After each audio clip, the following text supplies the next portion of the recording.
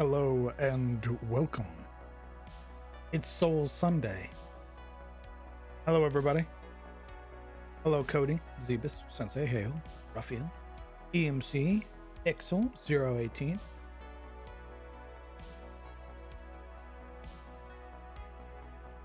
Hopefully, you guys are having a fantastic Sunday. I know I am. Soon we will have our last homie here. We will all get to hang out.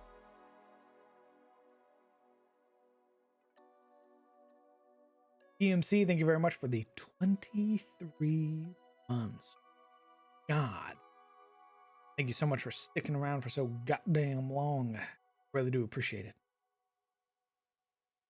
Y'all got any more of them sub badges? We do, brother.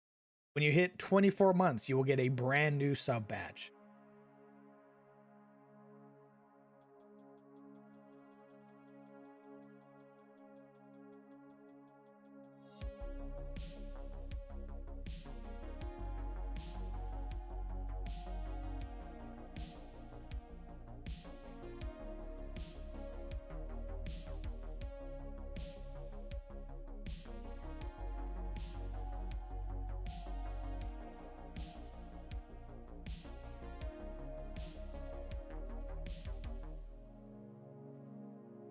Hello, 01. Be quiet. Me up.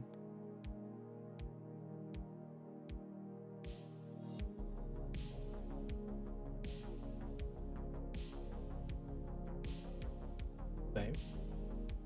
Okay. So, I'm gonna be working on maps. Obviously.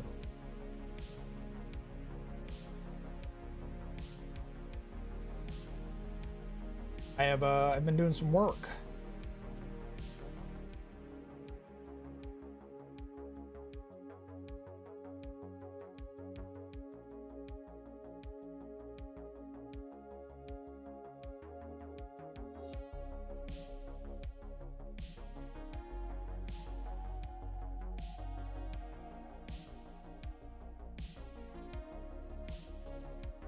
I'll show you what I've been working on.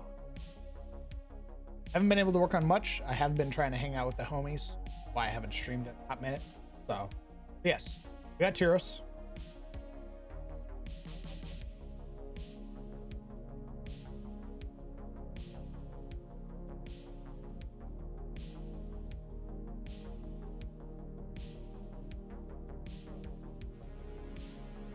I've made the desert that connects the two of them, two continents.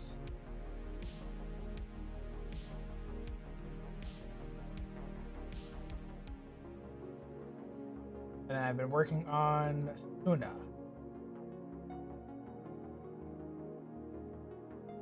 Do you know that these mountaintops, these karsts, I believe is what they're called? Yeah, karsts. These form as a result of limestone erosion. Usually through like water, but also through other means, like volcanic means.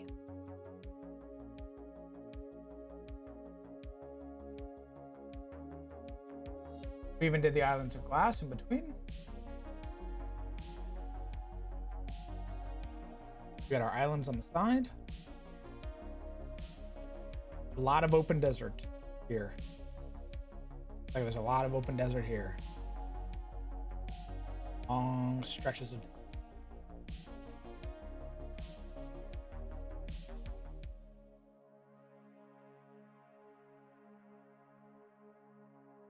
Yes. Hello, Cat Darkness. What's going on, homie?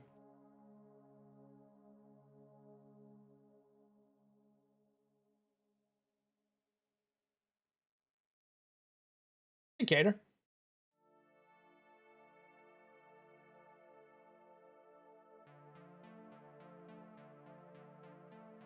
I've also changed the shape of the Orc Island. I made it a little smaller. I've shifted everything around. Mostly made the main host up here small. It was much bigger. I sort of shrunk it down.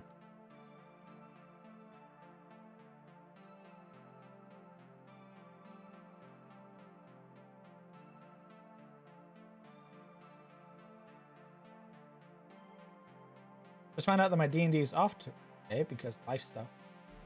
Bouncing around, figuring out what to do with my energy for today. I do some art. Nice. Oh yeah.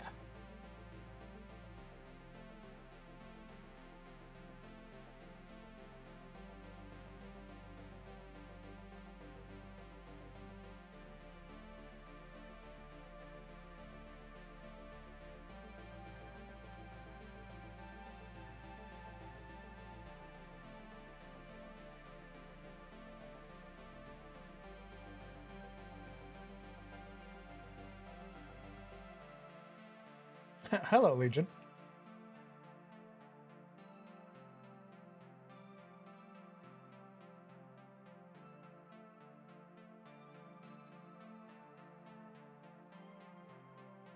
Start listening to the Wheel of Time series. First, holy shit, them chapters are long. And second, I found what you nabbed from it. Chuckled. Yeah. I've taken a lot of inspiration from them. I'm not even through the first book, but the Wheel of Time is such an interesting series that it just inspired me so much.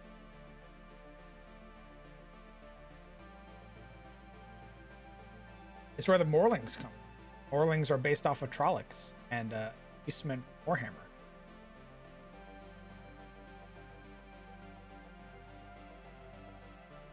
It's great. Big fan of Perrin.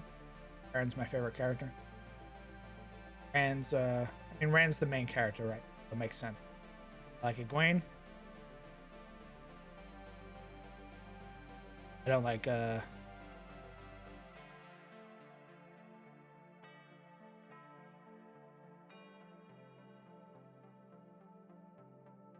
Absolutely, Ruffian. I only have the first book, so I'd love to hear all the others.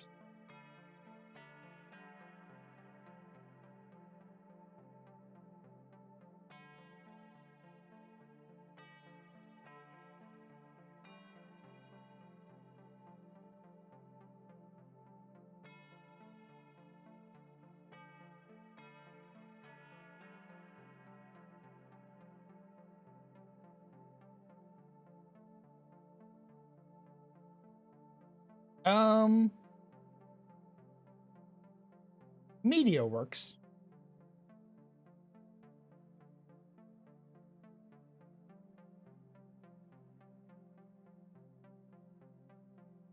Yeah, community media is a good place to do it.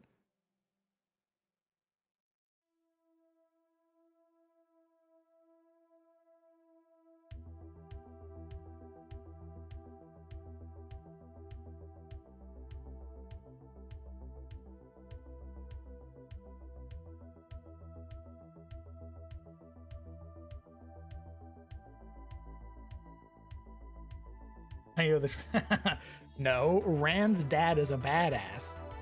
Shane's dad is a nobody.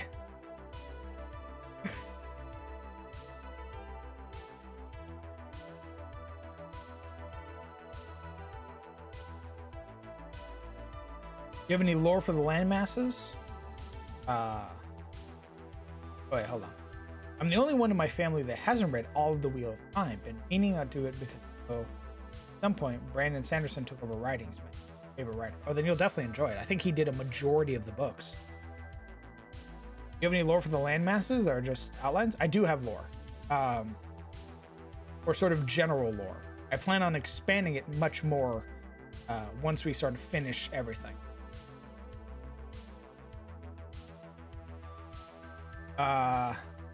Greetings from southern Iowa, where the temp is 36 degrees Celsius. Apparently, we're trying to get a head start on winter.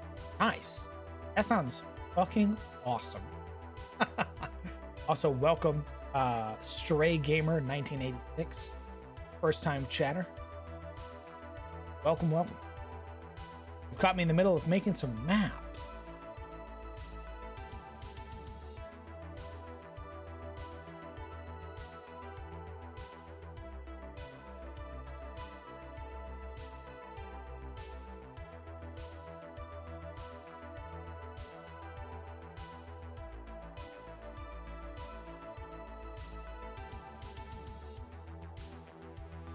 Beautiful maps. Thank you very much. Incredibly kind of you.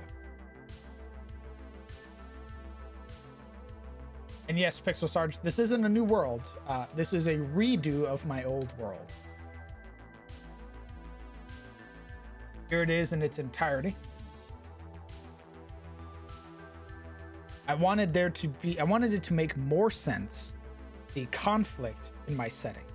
The conflict in my setting doesn't make any sense because it would take you over 3 years to travel from the old map from one continent to the other. So I changed that. We sort of did away with that.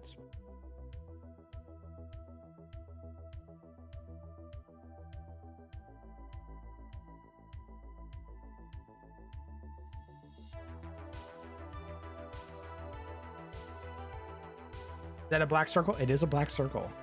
The singularity, also known as a ring well.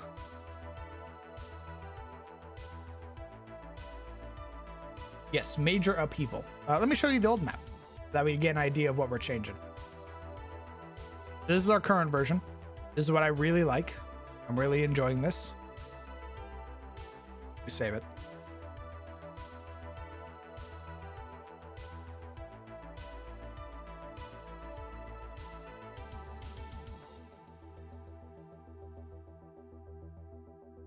Oh, the singularity. I wonder where I left that.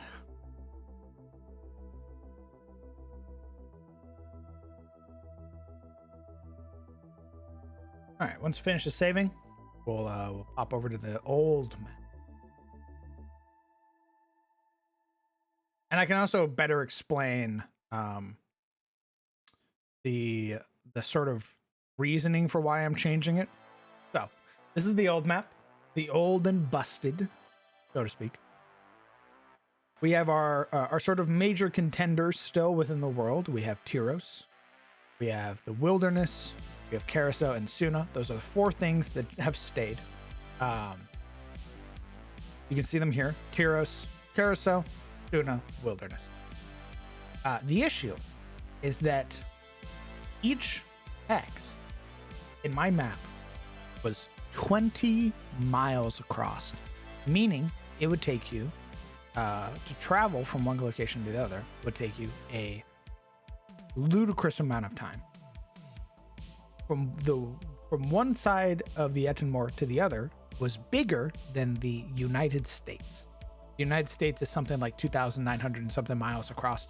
The Etenmore was 3,200 miles across, which was fucking insane. And as a result, to travel from Rowfield to Valandris was 3 years of travel. 3 years of travel. It was fucking insane. And I didn't realize that until I started working on the old map. So I started working on this map. And I went, holy shit.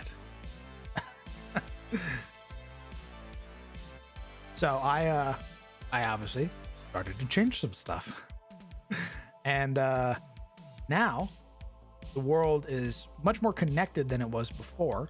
It gives explanation for why there is political tension between the East and the West. And it sort of opens it up to the next age, which will be the age of exploration. Because there's still so much of the world that is undiscovered. So I've kept the general shapes, added some new flair, some new changes, everything like that.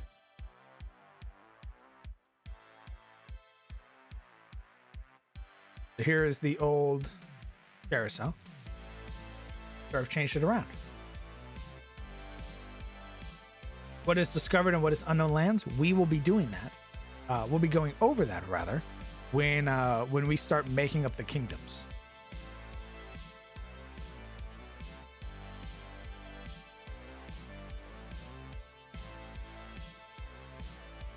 That could be an interesting concept for a planet instead of a core hollow with a singularity and surrounded by a super hard layer. Be pulled in, but still hold the planet together. Generate heat. What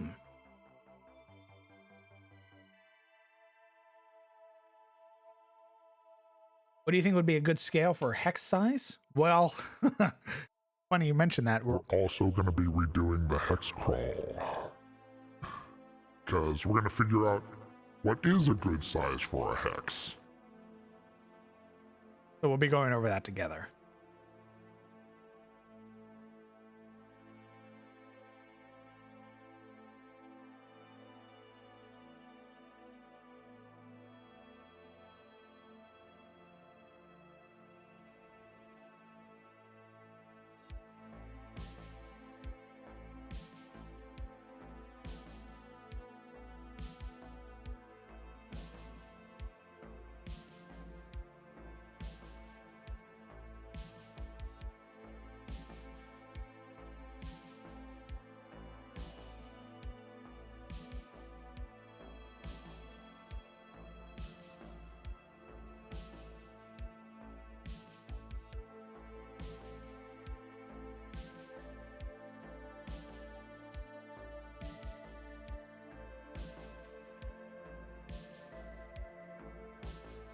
Also, is this the entire map, including the back? Is this? Yes, this is the planet flattened.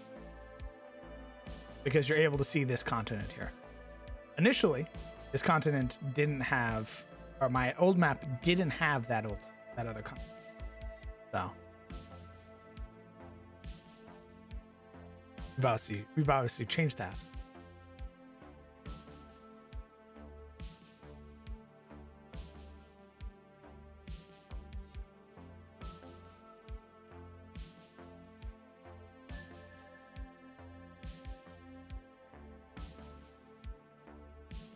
Compared to Earth, how big is your world? Well, originally it was Super Earth. It was basically double the size of Earth. Now I would say it's about as comparable in size wise. So the wilderness is the full northern cap? Yes.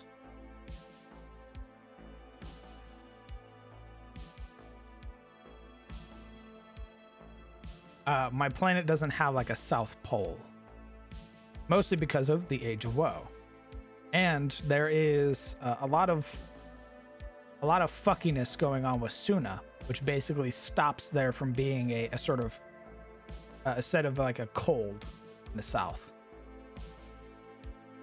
So instead of the poles, the southern pole is non-existent. But there's obviously the northern pole, which is massive.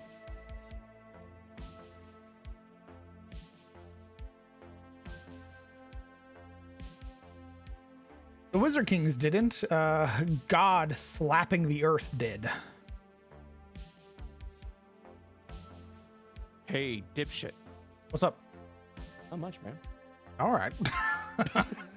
I was thinking that'd be a good name for the podcast. Just hey, dipshit. Oh, nice. Just that's what it is. I can just see like a really nice logo, just in a good, like, nice little serif font. It's just like, hey, dipshit, with an exclamation mark. No, a little aggressive. Yeah, that's okay. No, that's fine. You know what? I think we could run with that. What was the name we thought before? Just like something fuck or something. I don't remember some of the names we thought. God damn. I thought you wrote about that. No, I wrote all the ones that I definitely wanted to use. I definitely didn't put like dice fuckers or whatever the fuck we Damn it. Yeah, whatever we did. I know it was something fuckers. I knew that. Husband fuckers.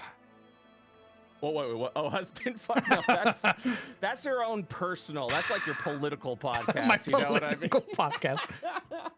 Ooh. They This were talking about nation's- Congress. This nation's going to hell in a handbasket, and I'm sick of it, and we need a change in this country. Next on Husband Fuckers. Holy shit. I would be fucking floored.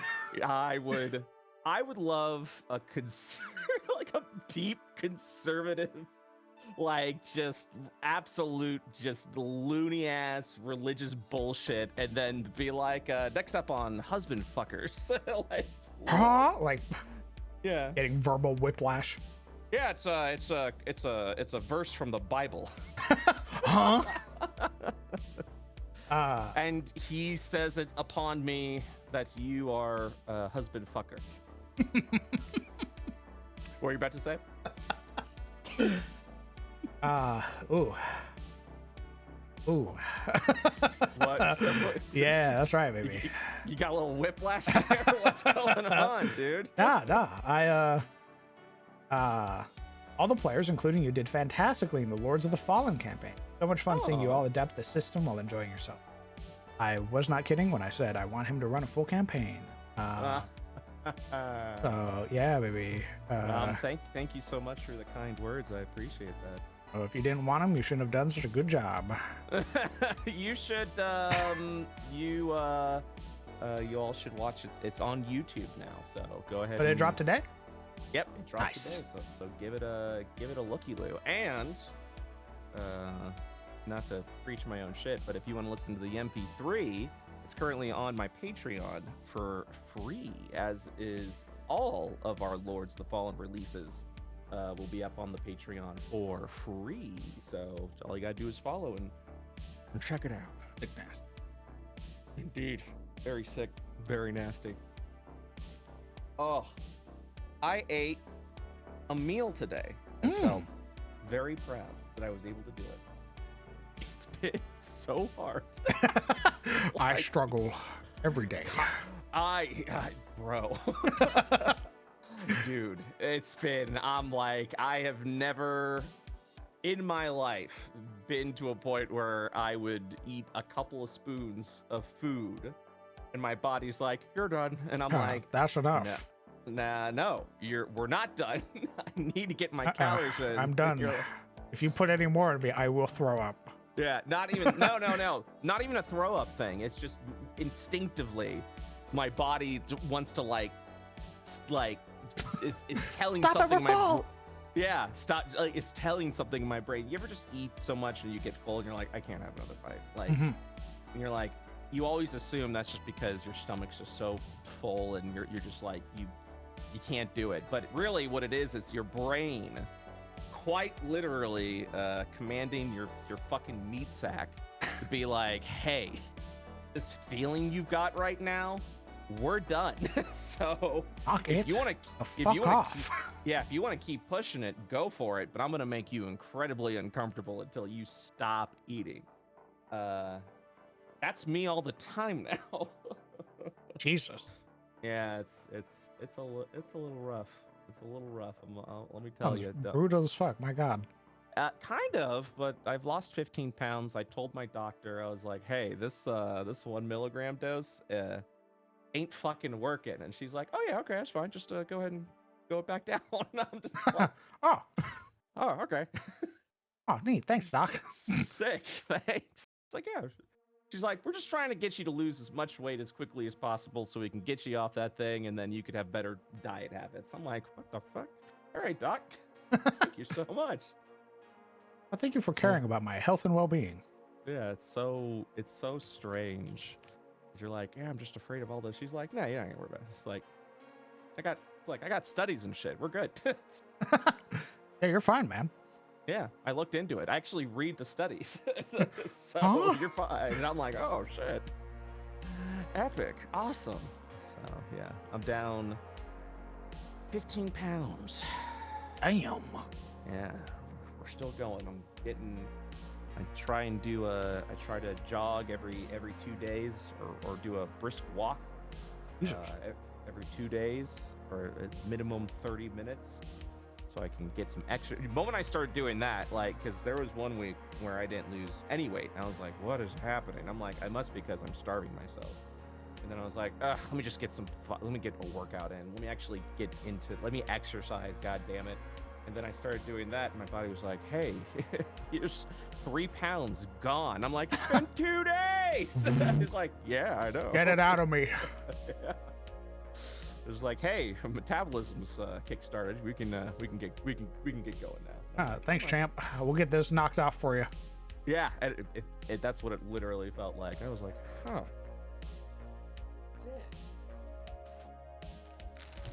Very sick. So yeah, I can't wait to lose the weight so I can. But at the same time, I hope when I get off this medicine, the cravings won't return. You know what I mean? Like it's. I don't mean like where I'm at now, where I'm like eat anything, but so just kind of turned eating into like something you have to do, not something you want to do. You know? Yeah, you're not eating because you're bored. Yeah, which is a huge thing. Yeah, that'll be there. That'll be there. God, I hate eating because I'm bored, and I know that I'm doing it because I'm bored. Yep. That's exactly it. That's exactly it. Water weight will drop off a lot with regular exercise. Thank you so much, chat member. I have been doing this for about 5-6 weeks now, so you're good though. Thank you so much. I promise you, it's not water weight. Promise. I eat when I'm bored. Legion, I think everyone eats when they're bored. That's just if you're in America, you just eat when you're bored, and it's just. I'm about to say it is a big American thing. It is a very big American thing, and in not to get like what's the word conspiracy why, but I mean like if you look at the loop of things, right? It's you got high food qualities that you should you keep the food at a high quality so it does all these things and yada yada yada.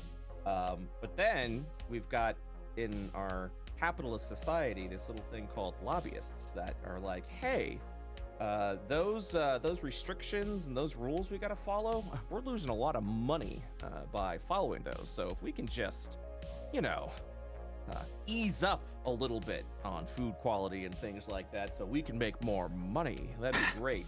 So Money, Mister.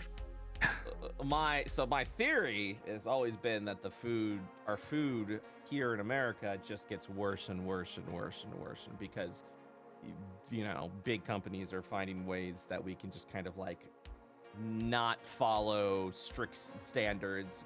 You know, actual government programs are constantly being cut back, and so I have to be very careful about, or well, like, you know, I don't have to, but I'm very careful about what I put in my body now, and I make sure like I read the ingredients and everything, and that I understand what is being put. And then I don't know, that just kind of happened recently where I was like, you know what, you know, I don't want to eat food with a bunch of preservatives. I don't want to, you know, look at like a slice of cheese and have like 10 different ingredients in it. What the fuck is that? Gestures mean- that a chemical name. We just recently added a part to the nutrition label that says added sugar.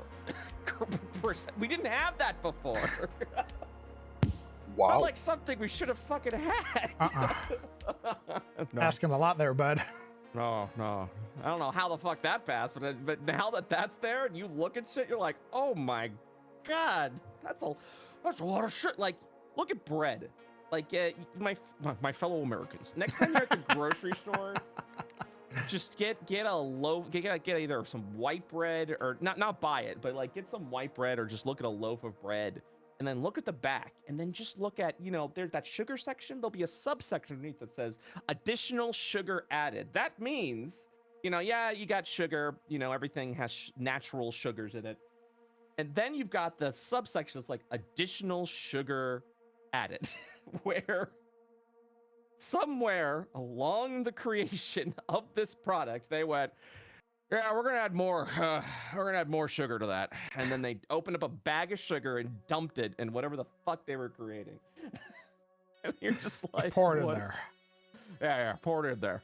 I don't know, about 24%. Yeah, do it. You're like, oh Only my, 24. oh my god.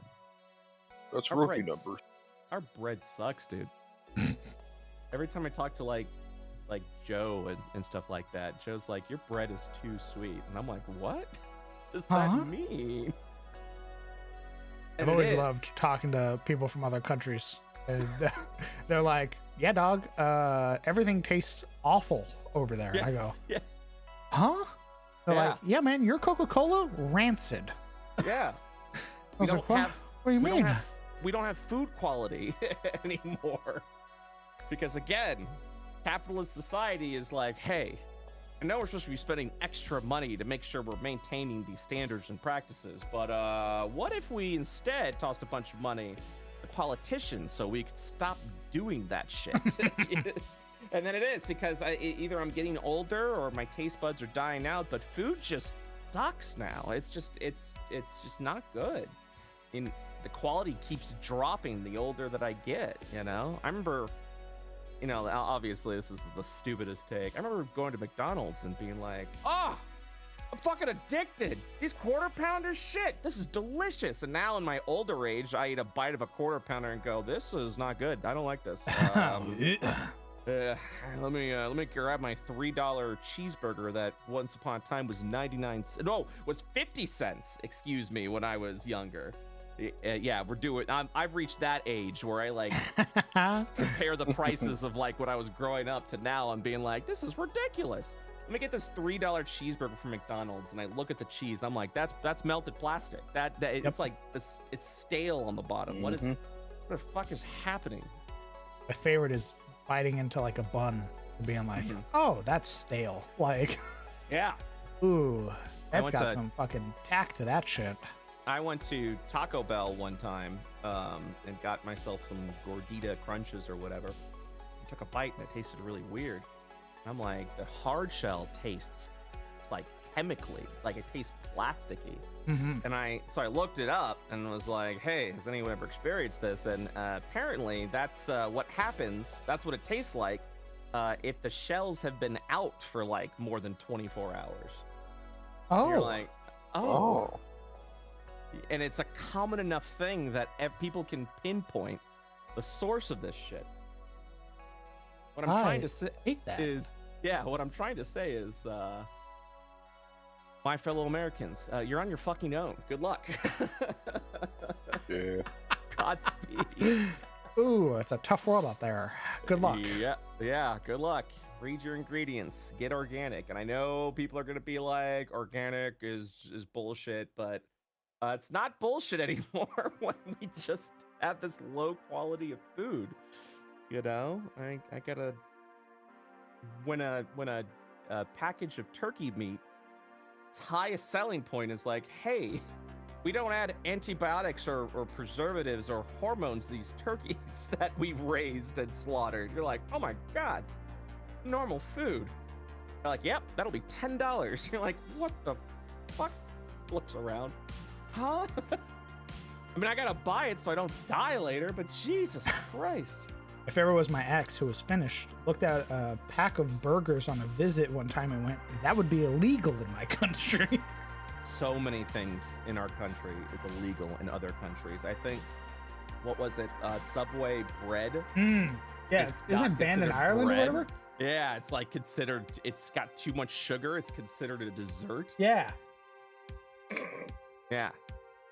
Y'all are on your own. Good luck. We're all counting on you. Usually try to go to local bakeries where the ingredients are few and simple. Yeah. Yeah. I mean, so always support like those little businesses, like little Mhm. butchers and like Oh yeah. bakers and shit like that. You will get much more for your money. Yeah, and it at a higher quality too. Yeah, like don't go to your grocery store chain to get like meat. Like go to a local butcher, and at least you know what's where the meat's fucking coming from. And look, like I'm a fat piece of shit. So the fact that I'm like, hey, our food blows. Like just know I come at it with a with From a place pure of love. heart. Yeah. I my breakfast is now a protein bar, but it's I specifically look at it's specifically one where like I know every single ingredient in the bar. It's like peanut butter, eggs, sea salt, some sort of dates, dates. You're like, that's it. Ooh. You're like, fuck yeah, give me that. So RX bars, they are a no bullshit bar of protein. Highly recommend it, because all those other like Cliff bars and shit like that, like I was looking at the back of that and was like, why do you have so much added sugar? What is happening? I just want a fucking protein bar. RX bars have no added sugar. And it literally reads off the ingredients and the front label of the bar. And then when you look in the ingredients list, surprise, motherfucker, it's the same ingredients that is listed at the front of the page. So, and it's it's just a little that's my breakfast. I just eat a fucking protein bar, and it's good. It helps. It boosts your metabolism. You're getting protein in. Great.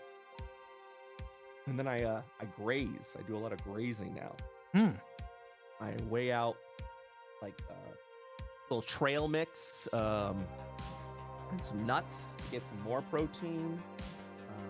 And I measure it out. I got a little scale, so I know exactly how much I'm putting in. And I've been drinking Soylent, and I fucking hate it. But it's a decent enough meal replacement. But don't replace it with every fucking. Even Soylent is like, hey, this is a meal replacement, not a life replacement. Put Don't other replace, shit in your body. Yeah, don't replace all of your meals with this drink. Thank you so much. For the love of God, don't.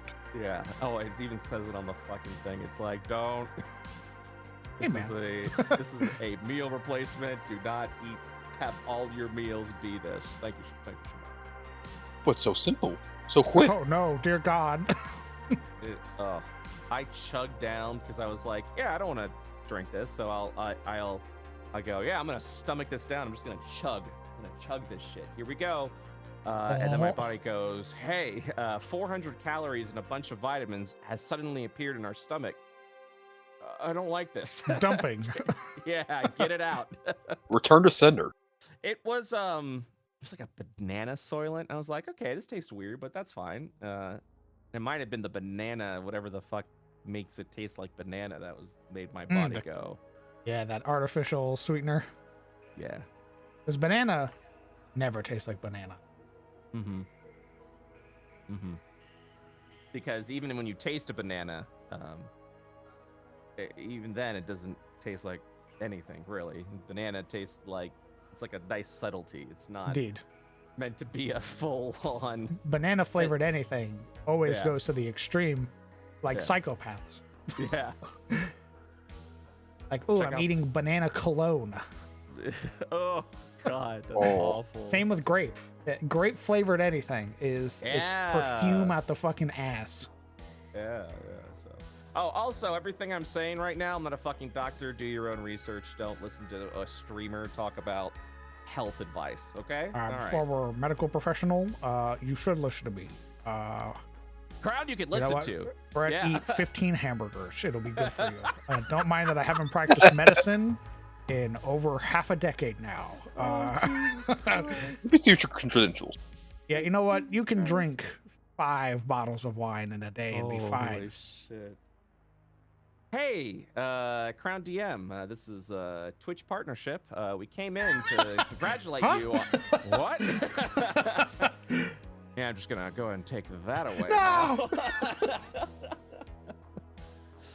Yeah, I'm just gonna take that shit away. Huh? Where's? Oh, Do not- it was a May.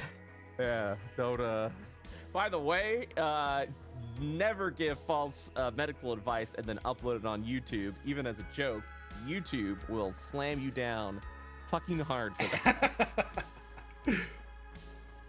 Pretty goddamn hard. When my friends ask me for medical advice, I was like, I don't do that anymore. You don't want it from me. I can't even remember medication names, let alone symptoms. Yeah, that sounds like, I don't know, Graves' disease. I'm sure you're fine.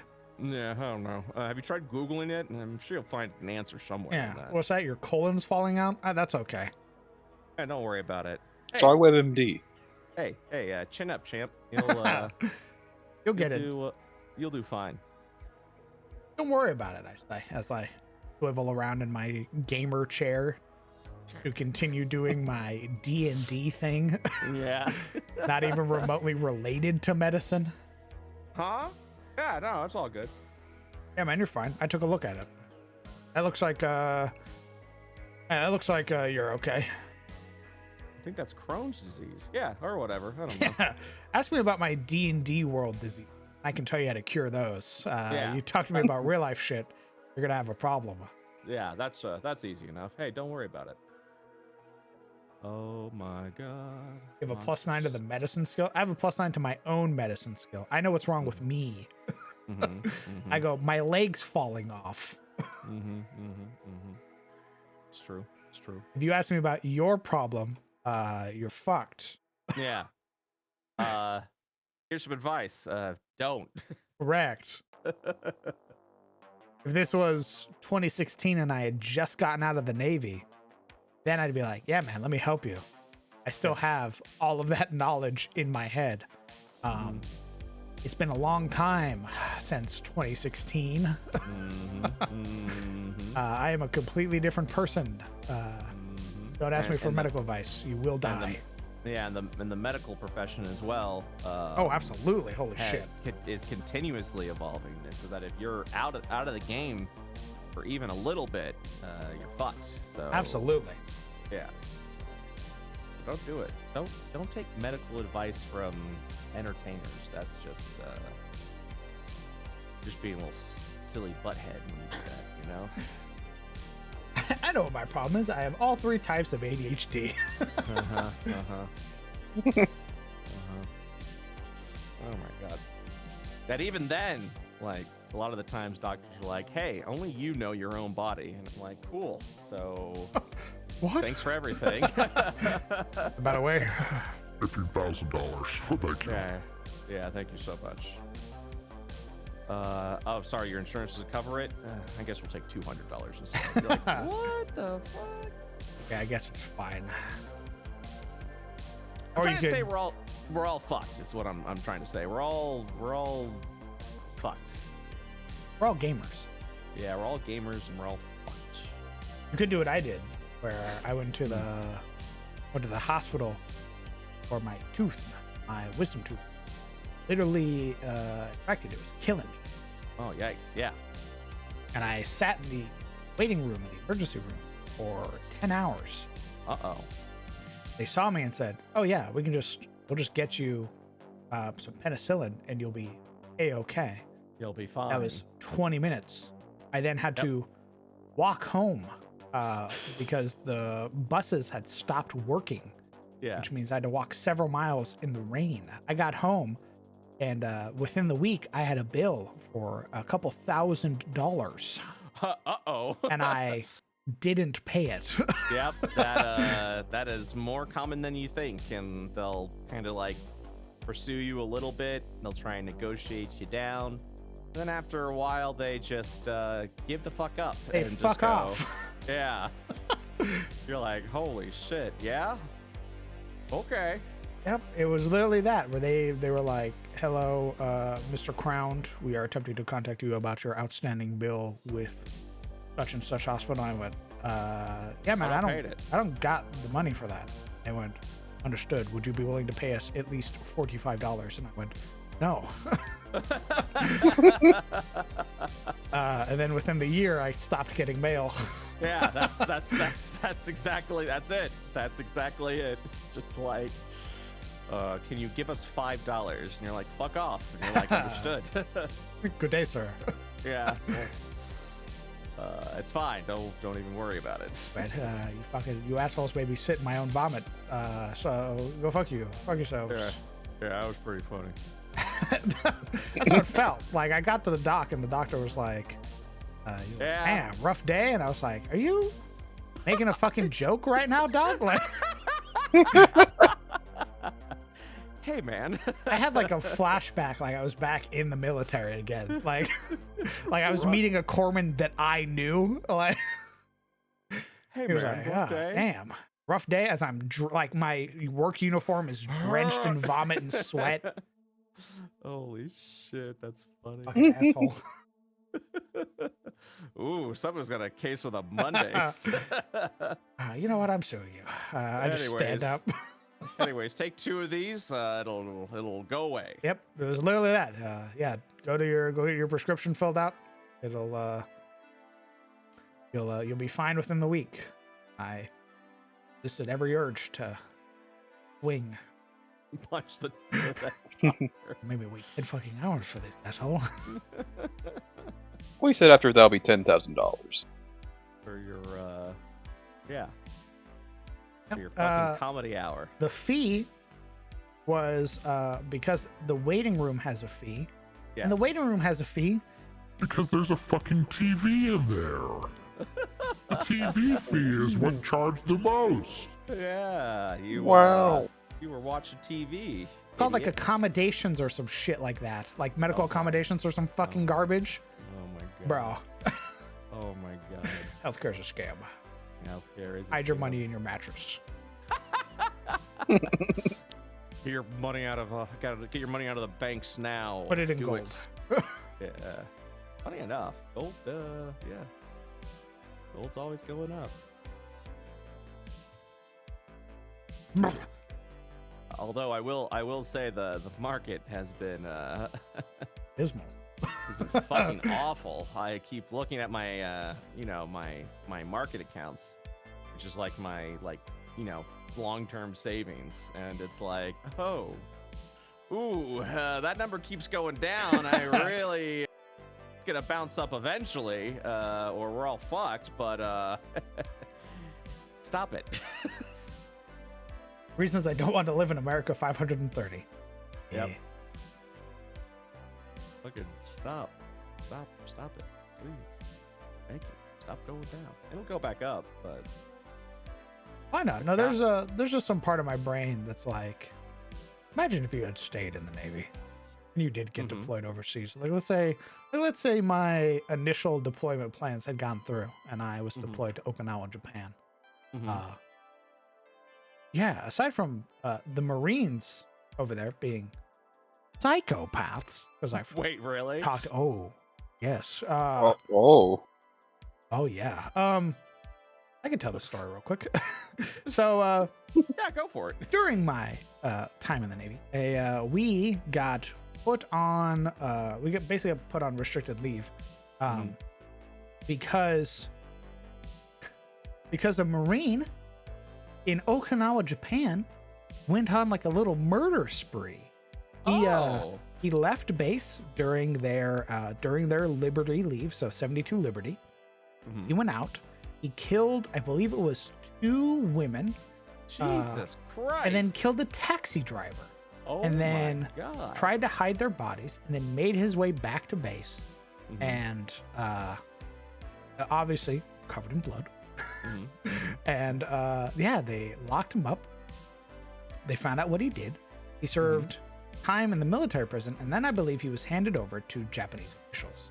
Oh, that's a death sentence, isn't it? I don't know its entire ruling. I just know that because of him, we got put on restriction. Oh God. And holy shit. yeah, so they've been on permanent lockdown effectively, because every time they let a Marine go out, or any other service member, because there have been sailors that have gone out and done horrific things. Jesus Christ. They've just basically been in like perpetual lockdown. To the point where like I believe during the end of the Obama administration, the Japanese government were like, we want you out. Yeah. Can you leave, We please? want the base in Okinawa to be like decommissioned, basically, because your people your fucking Marines and your sailors keep going out and killing our civilians. Like, yeah, fucking stop that. yeah. So GTFO. it's don't well, first off, don't think everybody in the military is a paragon of good and virtue, because they're not. They're literally probably a kid who got picked up in some poverty-stricken town and was promised gold and has a lot of issues, and the government just sort of waved it off and pointed them in a direction. But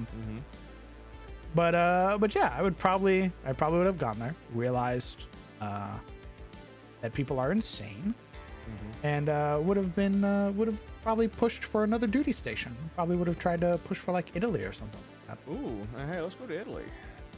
That sounds much better. in one of the blue zones. Blue zone.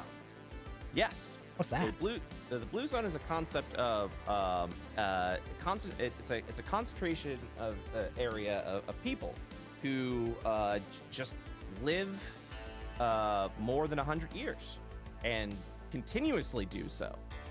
And they're called blue zones, and they're studied constantly, because they're like, and a lot of it has to do with diet. So in Italy, in certain areas of Italy, there's a lot of people that just kind of live past 100 because of their diet. And I think we got some blue zones here in the States as well. Oh, interesting. Yeah. And it's just like, hey, why is everyone living super long and healthy lives? And and a lot of it is diet. Some of it is also people just don't retire. And that's not to say they can't retire. It's they just don't want to. They enjoy what they do. Usually has a lot of physical activity, like a lot of farmers and stuff like that. And yeah, they just kind of like in their 70s, 80s, just keep doing it, and they don't struggle with it because they have very healthy diets and eat extremely well and all that awesome. shit. Yeah.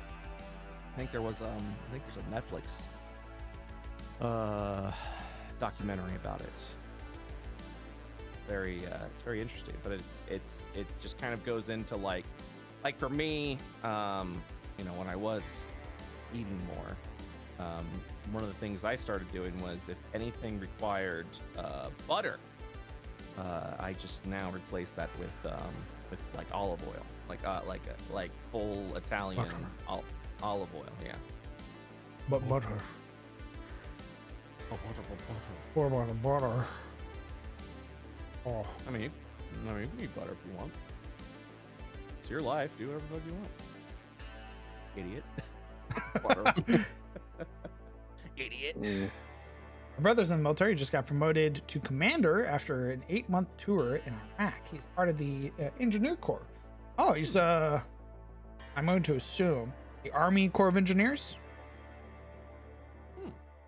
Because I know the Navy disbanded their Seabees when I was in. Army Corps engineers are freaks. They in the most sincere way possible. They are badasses, but also freaks. You drop them in the middle of anywhere and say, "Hey, we need a fob established right now. I need you to get me not only a fob, I need a landing strip, and I need all of this shit air conditioned." And they're like, "We already did it." It's like, what? Yeah, it's already done. Holy shit. What are you talking about? Yeah, we used toothpicks, our gum, and the excess chew bottles that we had. And there's your fob. Oh my god. Oh my god. Ozymandias, I've done it 35 minutes ago. It's literally that. They just drop these sickos in the middle of anywhere and say, "Hey, make us a base." And they go, "Done." Done. Oh, nice. When can we Minecraft. see it? No, it's done. What? Yes, fob is forward operating base.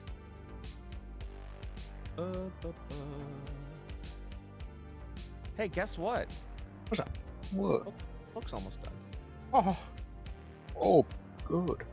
We're finishing the art up now. I can. Yeah, can't wait. I would like to raise even more money on the second book. I would love to raise so much money on a book one day that I go, "Hey everyone, bad news for you, but good news for me. I'm taking the year off from streaming. Bye."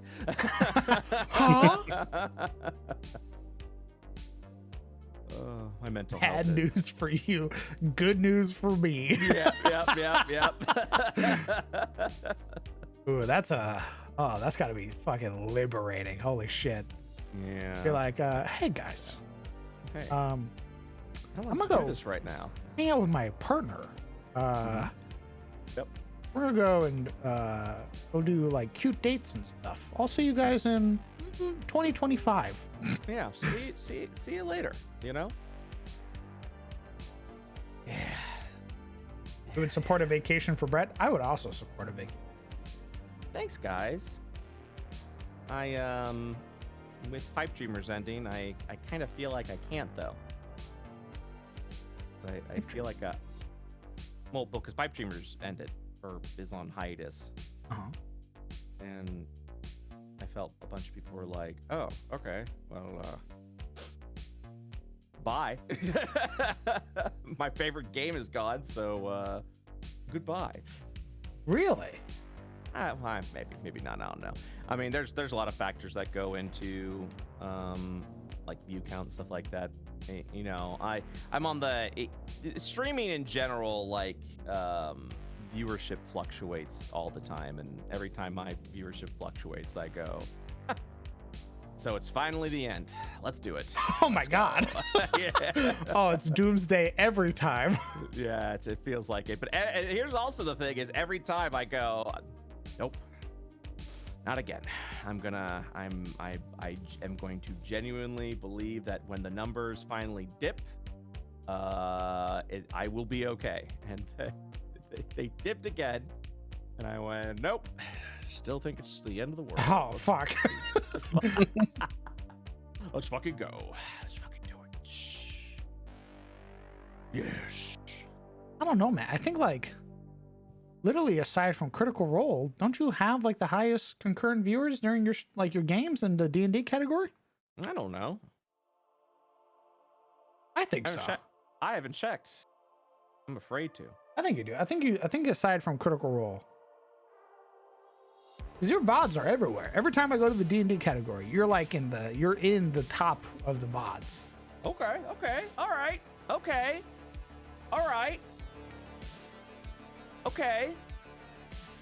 Let's see what's going on. Let's games. What do we got here? Do you have an army? Do you have a Army Corps of Engineers in your settings, military? Probably in the Caressian Empire. All right. View Dungeons and Dragons. All right. Okay. All right.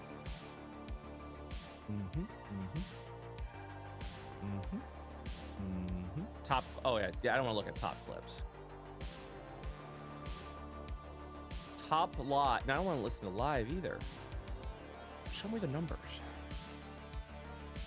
Show me the. Oh, there we go. Channels. Yeah. Okay. Taking a look. Lost Mines of Fandover yesterday, 11.7K views. Oh, cool. We were. Yeah, dog, you're 1, 2, 3. Hey. Well, those numbers have gone down on Lost Mines. People are getting a little, not little. No.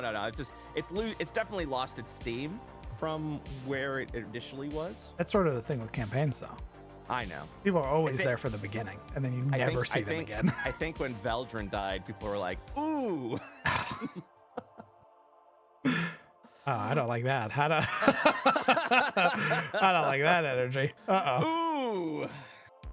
And then they looked at the party and then went, "Oh, there is no moral compass in the party anymore." Ooh. There was a little bit of that. Like I did see people going, "Uh-oh, it's all chaos now." And I went, "No, guys, no, it's fine." And Tommy took the map, and I went, Gabriel wouldn't stop him. Uh-oh. All right, let's fucking go. And then I had to sort of sit back and twiddle my thumbs and go, "Oh, I can't be the leader on this character. He has no aspirations or want for that." Uh-huh. Oh, fuck. Oh, no. Uh-oh. So, that's been a fun experience. Oh, yeah. So I'm number 6 currently. Well, that's because in October I streamed a bunch of other stuff. Like an idiot. Hey, but I'm number 2 in highest peak viewership, so that's good. Dog, you're smashing it. Fastest growing. Hey, where? I'm looking. Where am I? Wait a minute. I don't know what fastest growing. I don't know. It's how many followers you gained. I gained 293 new followers. The hell are you looking at? I'm looking at Twitch metrics. Something I shouldn't be doing. That's a thing? Yeah. Yeah. Huh. What's higher than me other than Critical Role? For the highest peak viewership, no one. For most popular, like High Rollers, D&D, like all the channels that just do D&D. I did some variety this month. Like an idiot. Shouldn't have done that. I am number 6 on most followed, so that's fun. Oh yeah, dog. On the D&D category. Oh, I say you crush your spirit. There's dog. I made partner. There's no way I'm gonna crush my own spirit. I didn't think I was gonna get partner. So. Did I finish the boat game? I did not. I lost steam yet again. I do apologize. 13th most watched in Dungeons and Dragons. 7th most watched English Dungeons and Dragons. 7th. That's big, dog. I don't know about that. Oh, I want to be number 2. Oh wait, here we are. Number 3 most watched Dungeons and Dragons channel. Number 3 most watched English Dungeons and Dragons. there you fucking go, dog. Massive. Who's number 2? Fuck we. Who are Fuck, they? who the fuck are they?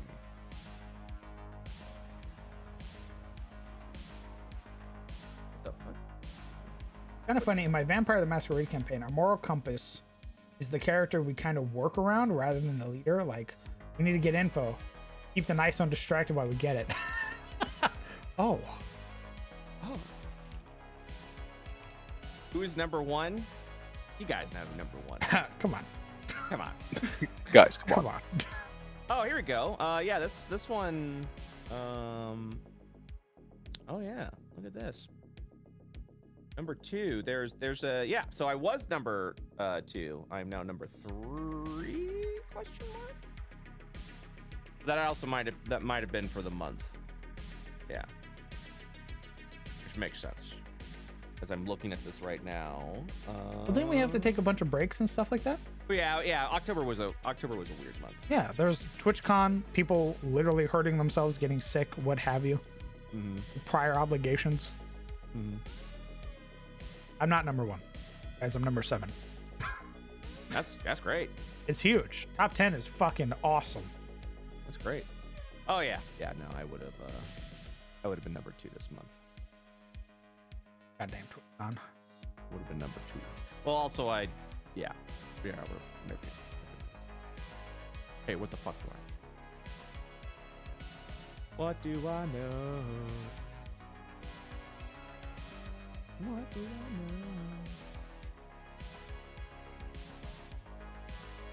Just pencil a little line under that 7 and it becomes 1. You guys are insane. I don't want that, because then if you're in the Critical Role situation, they pre-record their stuff. They don't even read chat anymore. Yeah. I want that. You want understood. I want that. Look, I don't say it out of malice to chat. It's just I tend to lose my mind sometimes. And chat is just such an easy target to do that on. I mean, And I understand it. and I don't want to do that. So yeah. Because you're very popular, you get people that you don't know and who don't know you. And they come in and they're like, Hey, I don't like what you're doing, Yep. but I'm gonna make my opinion known. Yep. and you're like, who the fuck are you? And they're like, I just showed up. You're like, you're not I'm even new part of my here. community, asshole. What the fuck? Hey, what's up? First time chair attack saying the most unhinged shit. Hey, how's it going? I don't know. I feel like that sort of changed. Like when they went to pre-recording, I feel like they got to do the actual D&D again. Like some of the stuff I've seen recently has that like real authentic D&D. Because I feel like it's because they're not in front of the cameras, Yeah. in front of the live audience. Instead, they're pre-recording it and then putting it up. And I feel like that allows them to really get to enjoy D&D again. Yes. Absolutely. Abso-freaking-lutely. Because there is I've talked to my own players.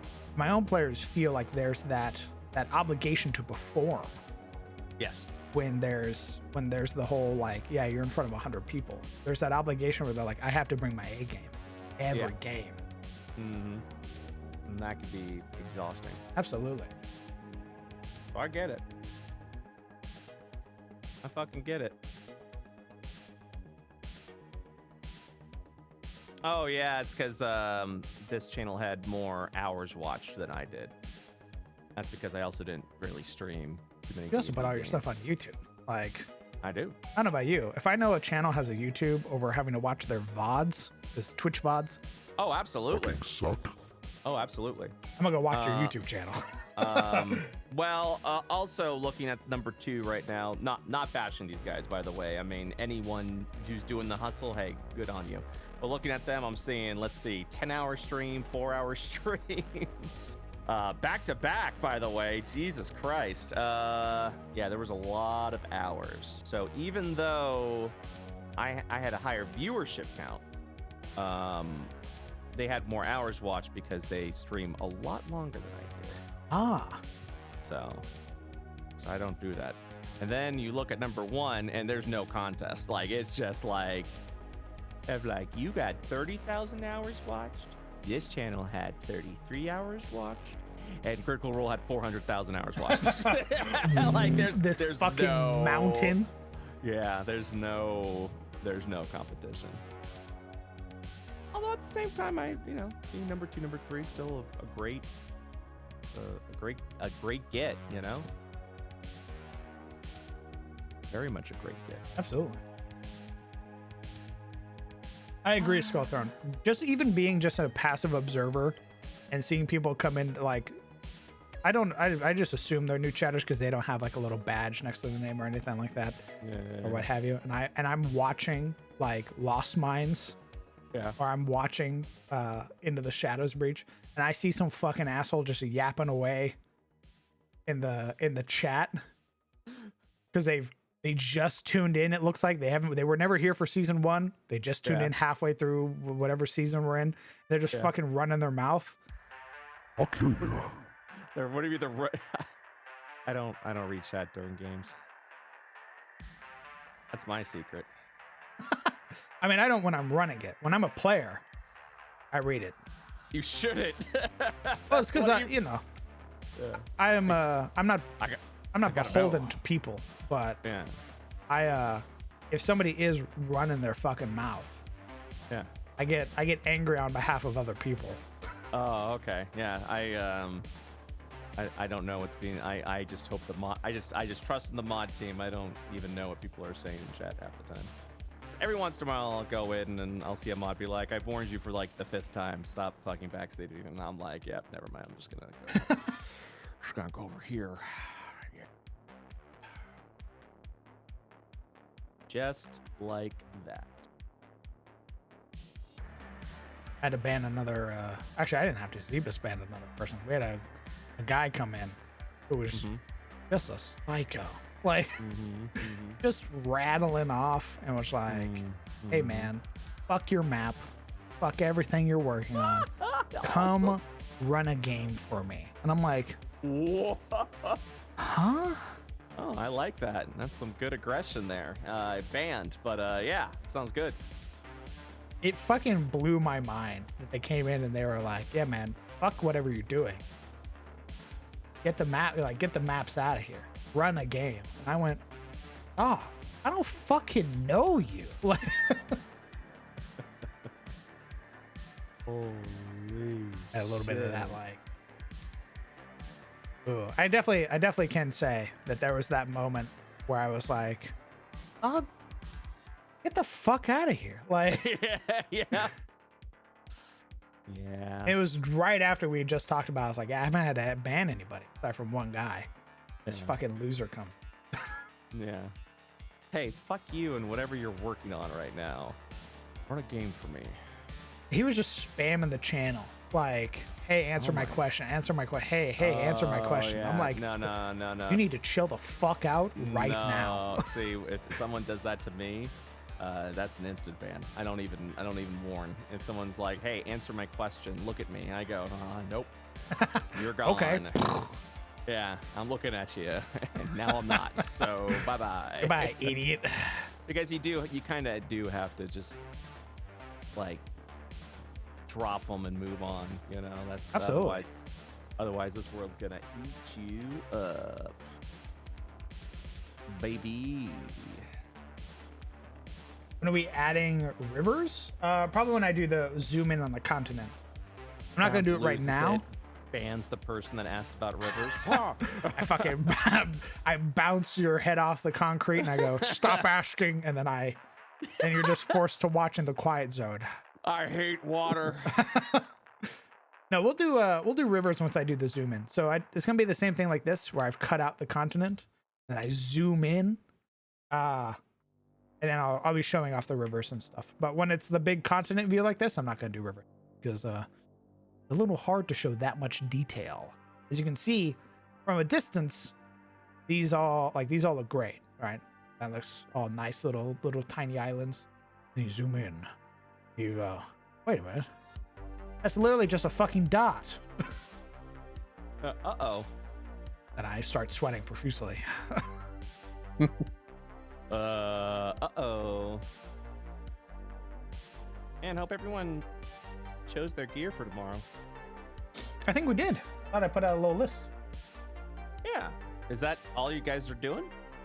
Because the other dorks didn't say anything else. Knowledge. Oh, okay. So, okay. Awesome. I know they wanted the bracers, Yeah. but they haven't said anything.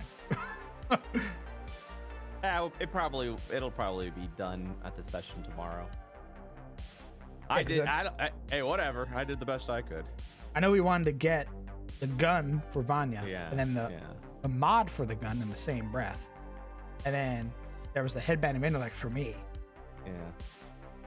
That I know we talked about the bracers, but then there was nothing else put forward about the bracers. Yeah. Meanwhile, I'm trying to figure out good loot for cheats. But at the same time, I don't want to like add just random shit that doesn't correlate with what you faced off, essentially. I'm very big on like thematic looting. Yeah, that makes sense. But I hope Momo doesn't think I'm like forgetting about her and her rewards, you know. I mean, it's sort of for the issue. It was just something I found because I love giving out magic items. Yeah. The issue that you run into is You get the perfect sometimes. builds, and Yeah. then you're like, I don't need anything else anymore. I ran into that issue with her fighter in my game where she had a dope greatsword, she had some dope boots, she had an awesome breastplate, and I was like, I can't. Everything I try to give you doesn't fit your character. Yeah. I think what Well- also is going to happen is Yes. I'm probably going to make her stuff with the credits worth of stuff, and we're probably going to upgrade her lake. Okay. So either it's a thematic thing, or we'll try to make it like an actual upgrade that is it like a character upgrade or something like that. I like that. I like that a lot. I just don't want Momo to think I'm forgetting about her. No, she would let me know. She would complain to me if she What the felt fuck? like you were ignoring her. Yeah. All right, good. Momo's kind of scary. Yeah, she'll let you know. If she's not having a fun time, she will come to you and be like, Hey, This game your sucks. game bad. Make better. and I go, well, how? She goes, I don't know. Figure it out. Figure Make it out. better. Yeah, you should be scared of Momo. yeah, see, it's understandable for you to be scared of her. I live with her. So I'm horrified of her. Everyone's like, Momo's so sweet. Momo's so... I'm like, yeah. Yeah, my I jokes thought- of her pushing me down, not a joke. Not jokes. She will beat the shit out of me. She doesn't like something, she'll beat me the fuck up. We'll let you know. She will. She'll be like, "Damn, stinky," and you go, "What?" She goes, "Yeah, good job, idiot. Fix it." You go, "How?" She goes, "Just fix it." just fix it. You're like, okay. And then you do, and she's like, "Wow, that was really fun." Do you like it? What's the tree supposed to be? The tree is Eluin, golden flame. The tree's supposed to be none of your fucking business. Sorry, that was a little aggressive. I was just joking. Oh my god. Yeah, the tree is watch my campaigns and find out. Yeah, baby. It is the one of the oldest stars plucked from the cosmos and planted into the earth to give the elves their power. Ban tree guy. Yeah, you're going into Tree the. guy. Yeah, get Yeah. Legion out of here. Yeah, get the tree guy out of here with the river guy as well. Get him out of here.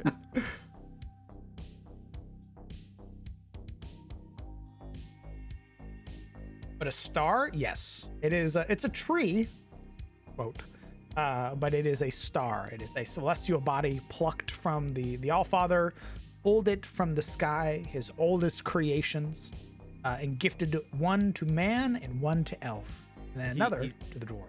He said it's a tree, quote, which tells me that it's not a tree. It's a fucking corpse of some ancient deity or something like that.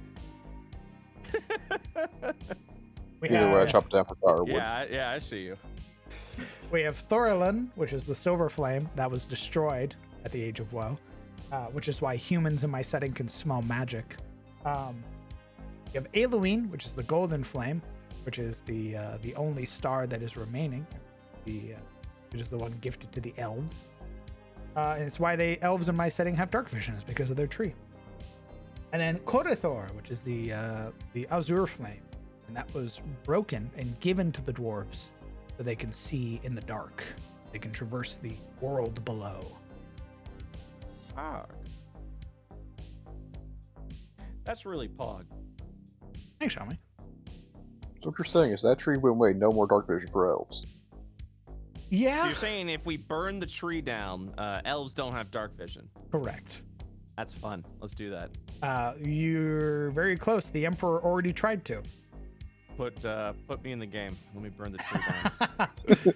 He also has too good Are any too of your long. players elves? A lot I'm of gonna fuck their. Yeah, I'm gonna fuck their day up.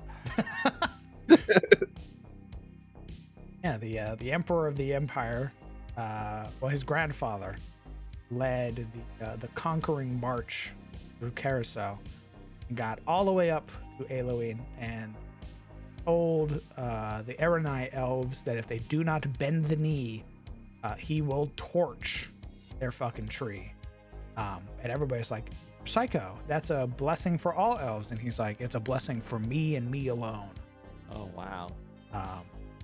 Then they bent the knee. They sacrificed their own culture, their own everything to ensure that the last gift of the Allfather remained.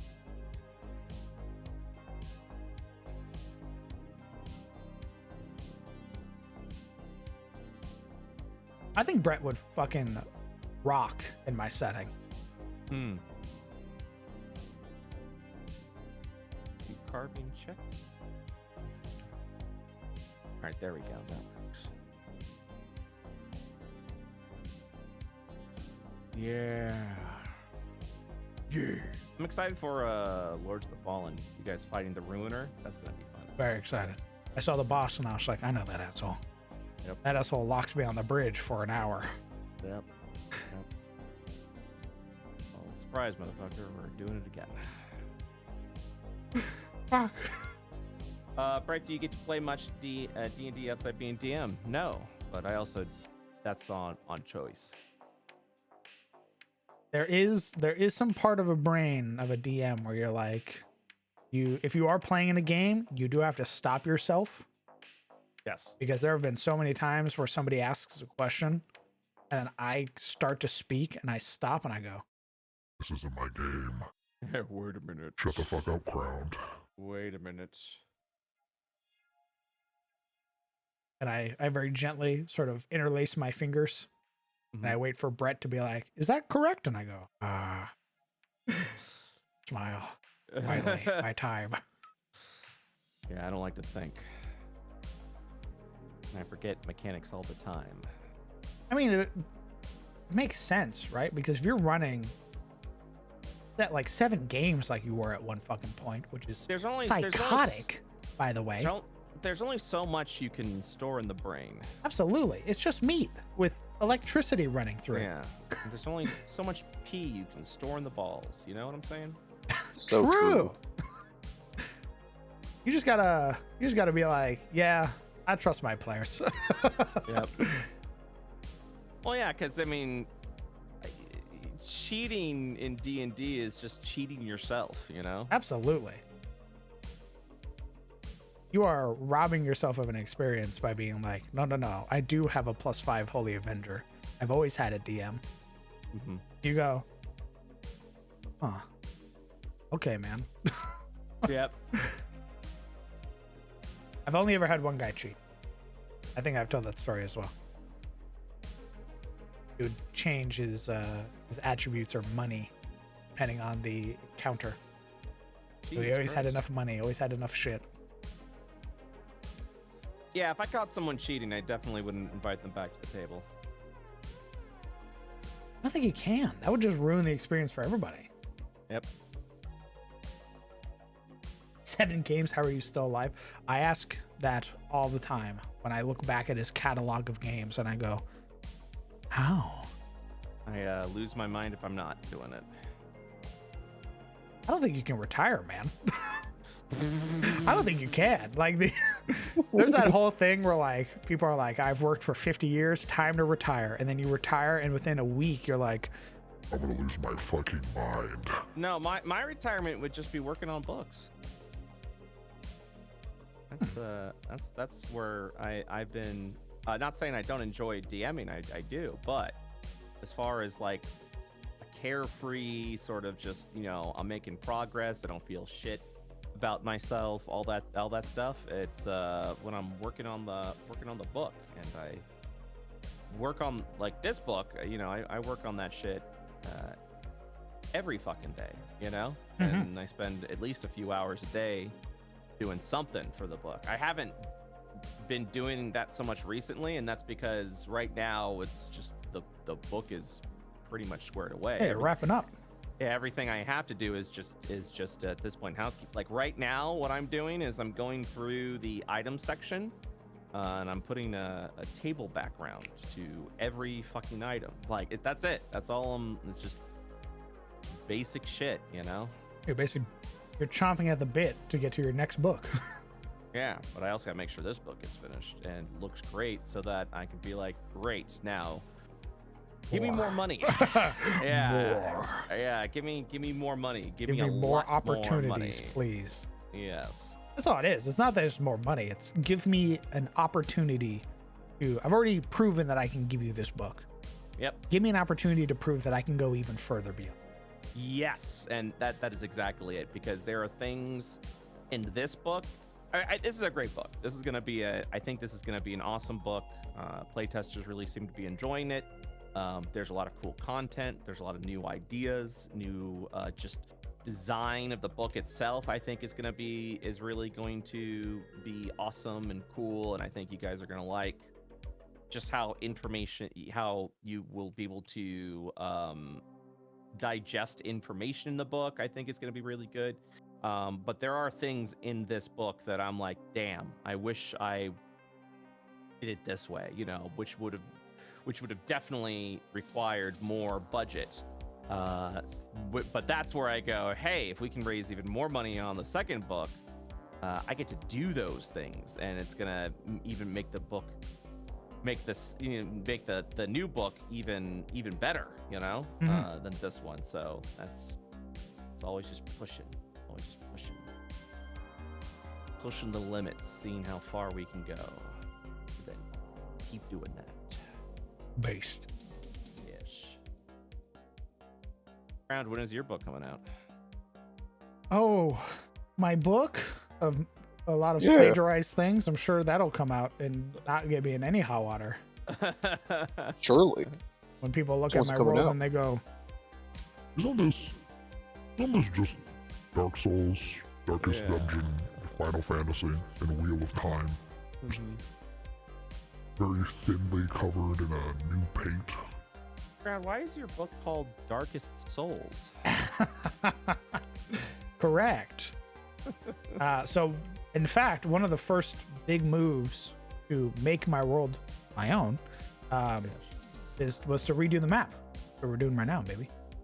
Yeah. As I feel confident enough in my own setting, probably not a book, because books are scary, and I feel like you definitely need to be much more established before you can drop a book. Books are scary, but now that I've, you know, we're soon to wrap up one, not as scary anymore. I'm just like, yeah, I can probably whip out this book in maybe even half the time, you know? I'm not going to advertise it as whip it out in half the time, but, you know, I definitely can be a bit more effective with it because now we actually know the look and feel we want to go for. Now we just replicate that with other books and other concepts. Oh yeah. Well, I mean, getting the aesthetic down and being like, I want my books to look like this because this is proven to look fucking gorgeous and pleasing to the eyes. And now we just we take another concept that we really like and we expand upon it. We fill out a whole book with that concept. Mm-hmm. Well, also, when we first were designing the book, it was very like 5e WotC reminiscent. You know, it followed that same design style that you see in all these WotC books, and I was like, yeah, that's what people want. And then I don't know, somewhere along the way, pretty soon after we succeeded the Kickstarter, I went, but what if we think outside the box? What if we make it look different? What if we take our own spin? What if we improve upon what is already there? And I Just in the back of your head. yeah. 4E! 4E, baby! What about Woo! Yeah. Bring it back. Then you showed me an element and I went, I better be in all of your books Yeah, put it right put it now. Put it in the books now. Or I will cry. Start crying. Just do what MCDM does and goes, hey, all this 4E. This is 4th edition. Yeah. I mean, not everything he does is 4th edition, but you know, it's just like I said. I had a chuckle when I was reading the review of his book. This is not slamming him, by the way. I mean, obviously he's doing just wonderful shit. But the review was like, MCDM has these amazing ideas with monsters. This monster's considered a minion. They have 1 hit point and only deal average damage, which is an amazing idea. And I was like, yeah, that was 4E. That is literally a 4E. That's yes, 4E. You are like, nothing's changed. There was no adaptation. It's just 4. That's 4E. And everyone's like, I didn't play that. And I'm like, I know you didn't. That's why you think it's awesome. Why I thought it that's was awesome. Yeah, that's why you think it's incredible, because, you know, it was very good. I will say, his new class is sicko mode. It sounds very involved, which is something that I know is missing in 5e games. You can literally kill yourself at level 1. Yeah, I was hearing about that. It's amazing. I'm gonna have a player playing it for a game. Yeah, and you're like, set yourself on fire. Do it, coward. You literally blow up your own brain. Yeah. You go, I want to channel this ability, and I go, okay, make your strain check. And they fail, and they upcast it, get 2 strain, and then they cast again, and they fail again, and then their head explodes. I go, nice. What's your next character, idiot? Oh, man.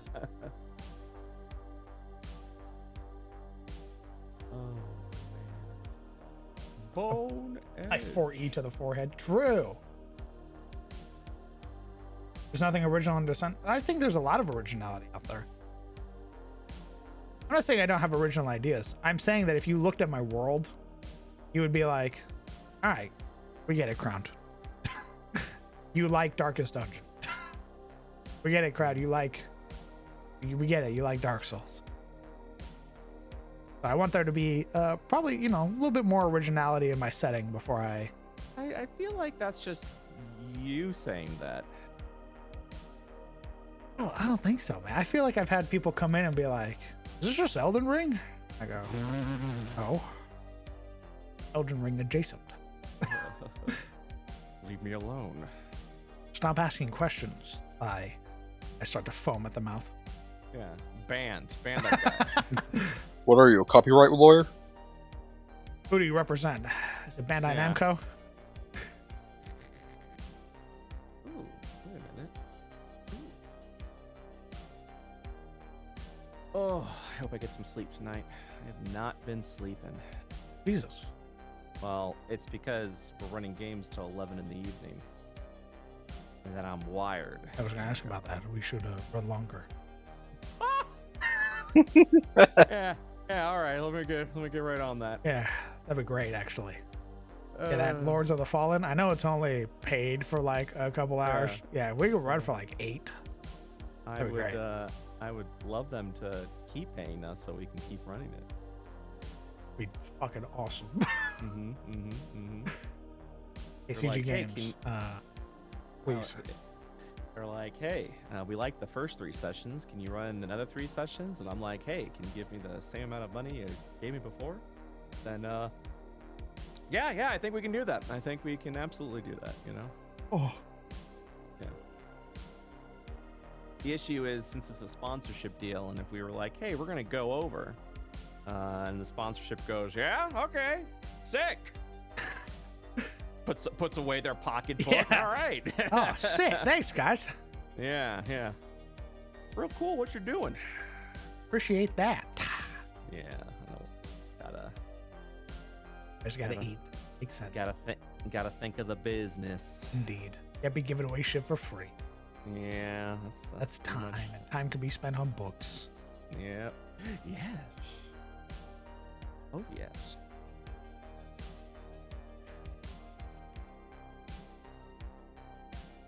Ooh. Currently writing a book where humans know gods exist and believe themselves above the gods because they had magic. The gods punish humans by reducing their birth rate of humans. The humans combine their DNA with animals to create hybrids and birth humans and hybrids. Hybrids are treated like slaves. Oh, God. Oh. Yeah, I should probably avoid slavery. Just If it- FYI. I would say if it's a private game, I mean, it's a private game. That's true. I Exactly. mean, what we do, and what we do on stream, and what we and what you do in private. I mean, that's on you. The only issue why I'm like, hey, you should probably avoid that, is also kind of just more on a sort of like a development standpoint. It's the whole thing's been done to death. You know what I mean? As far as like plot concepts go, you want to try and think beyond that. You want to try and think outside that. You want to make it a little more unique than just another slavery story. You know what I mean? Just because things aren't original anymore doesn't mean you have to give up on the concept and idea of achieving something unique. So those are my 2 cents. Take that as you will. But otherwise, yeah, good on you. Challenge yourself. Challenge yourself to do great shit. And you will do great shit. based. Is true. What do you think of this tree? Now that I've adjusted its shadow. It looks like a giant fucking tree. What is this, Elden Ring? Yeah, smart. I love how you're like, I want to do my own thing, make sure that I create my own world. Hey, what do you think of this massive golden tree that can be seen from across the map? Well, it's a shame because I've had it's great because Elden Ring released the Erd tree, but I've had Eluine and Thorlin in my setting since the beginning, so it does look like I fucking copied Elden Ring. Oh no!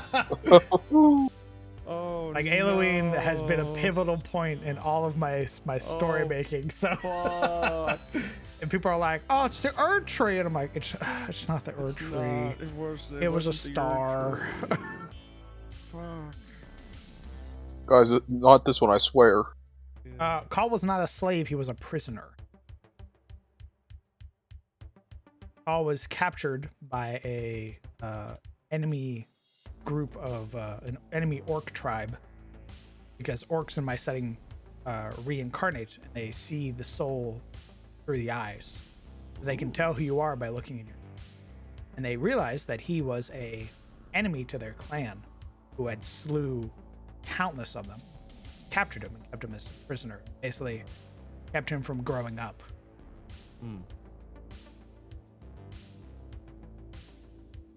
Until Spinebreaker, whom the party helped CTF came through and destroyed that clan and freed him from being a prisoner.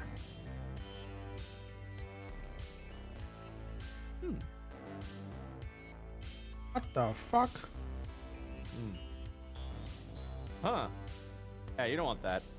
You fat fingered F12. I threw my fucking comb and it bounced off one of my G keys. Joke's on you, the tree is from Lords of the Ring. I mean, it is inspired from the twin globes from the Silmarillion. Hey, Chad, why don't you make your own shit, okay? Get off my ass.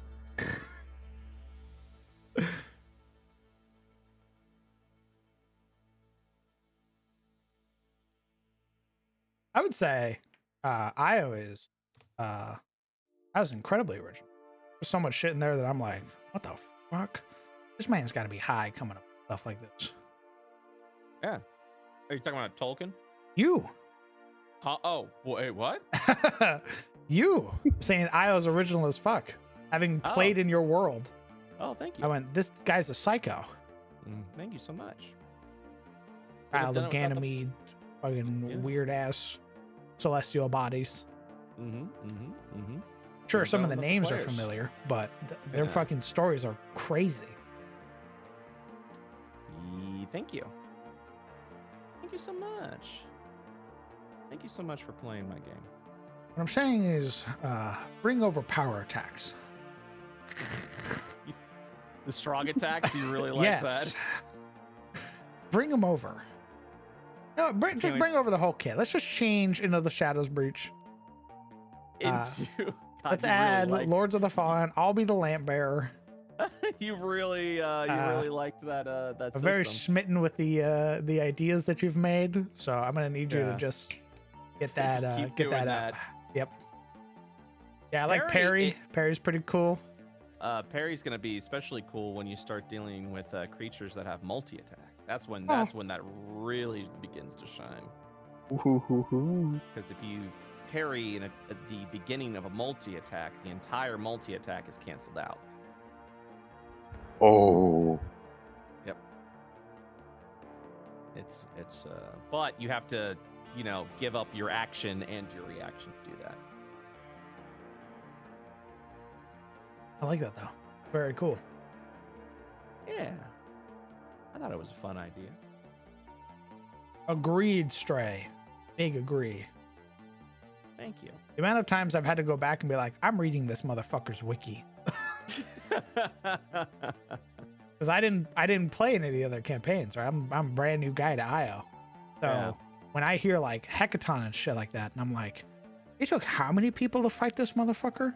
I go to the wiki. I start reading about Hecaton. I start reading about the deep plot, and I go, oh fuck. And I see little blorbos of Hecaton in my vicinity, and I go, uh-oh. Uh-oh. Oh no. Ruh-roh, Raggy.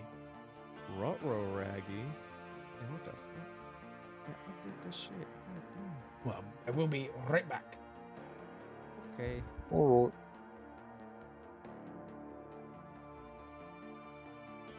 There's an IO-verse wiki. Yep, World of IO. Take a look. It's in a wiki.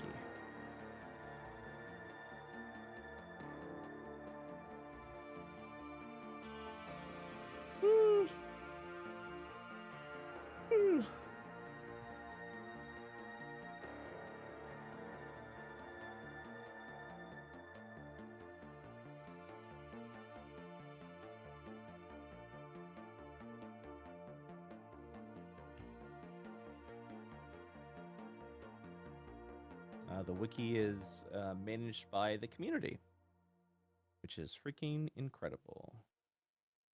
And they are, the community fine tunes the wiki to such a beautiful degree.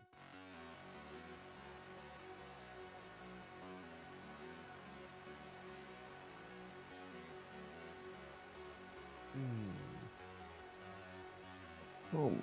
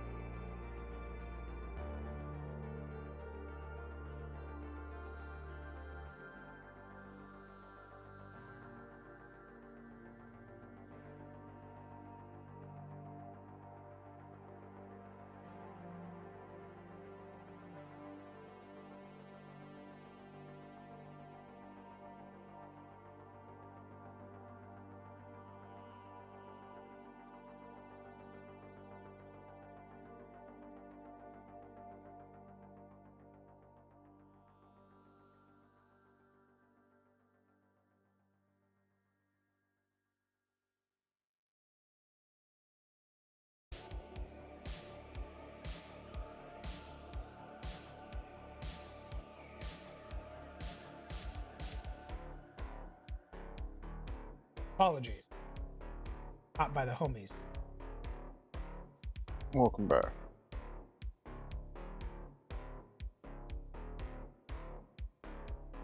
Welcome back. Hello.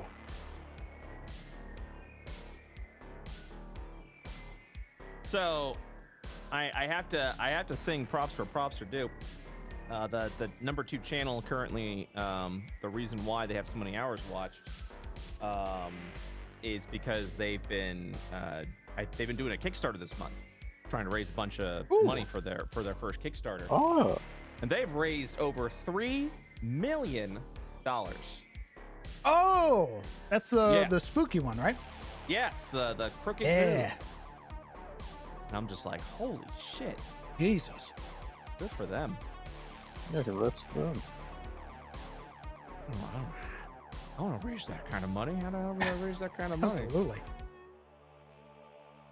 I think you're again, I think when you put out your book, we're gonna be like, God damn, look at all this fucking quality right here.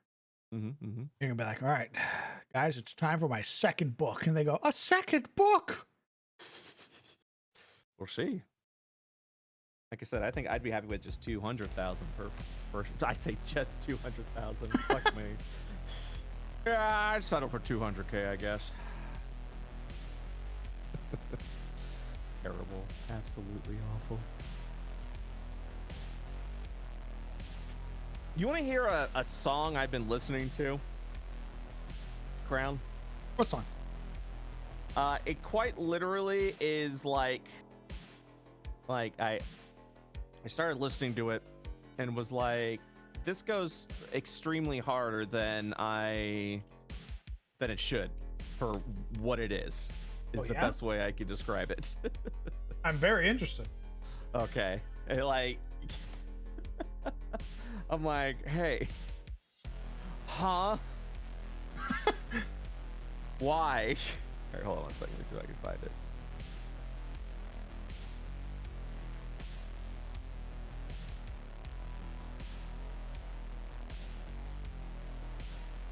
There's a version of it I have to find. Legion, in what way does this look like a badger? In what conceivable way does this look like a badger? All right, you ready for this? You're gonna, yeah, I'm gonna post this, and then you're gonna be like, "What?" Like, I'm ready. yeah, you're gonna be shell shocked, dude. Give me 1 second.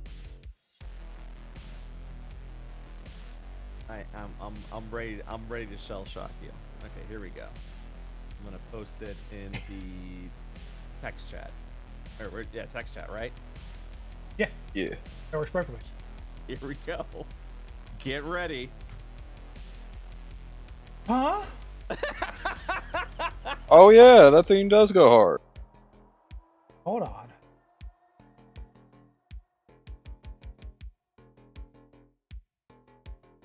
Wait, no, hold up. Okay. Let me check something real quick. Oh yeah, no, that does go hard. Yeah, no, that's it. That's the one. Oh, Zero Lab, is that what it is? Yeah. Yep. I linked it. I just linked it. But I have to listen to that on YouTube. I listen to it on Yeah. Spotify. I hear it. Because I think it's copyright song. Oh yeah. Give me a second. Nintendo does love their copyright. That is true. That is true. Hold on.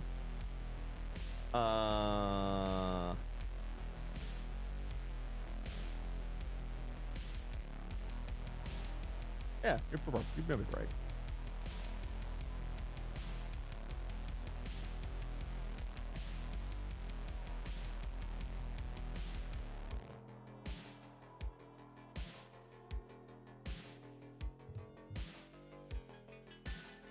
If somebody can find me the Spotify, actually, I'll probably just look.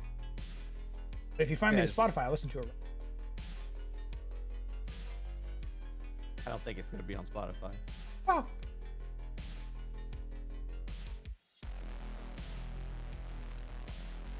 Oh, wait. Hold on. That is not Legion, you motherfucker.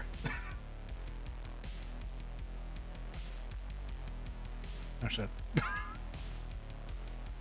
You're a little psycho. Oh, Legion, I'm there with you for Lobster Island. I can't support this. oh, here we go. I got you. Nice. Someone was being a little cheeky. Oh, I didn't. Okay, so I was right. I was like, is this somebody's fucking podcast? Yeah. So no, someone uploaded. Someone uploaded it. I already fuck with it. Ooh. Sort of like tinny sound at the start. That could fucking, Yeah. that already slaps. Yep.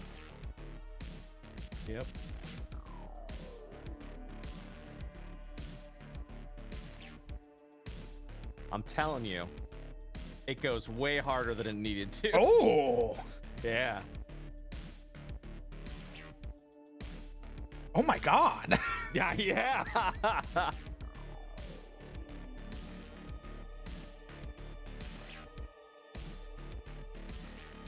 Yeah, this has such a like a Final Fantasy feel. Yeah. Holy shit. Yeah. Yeah.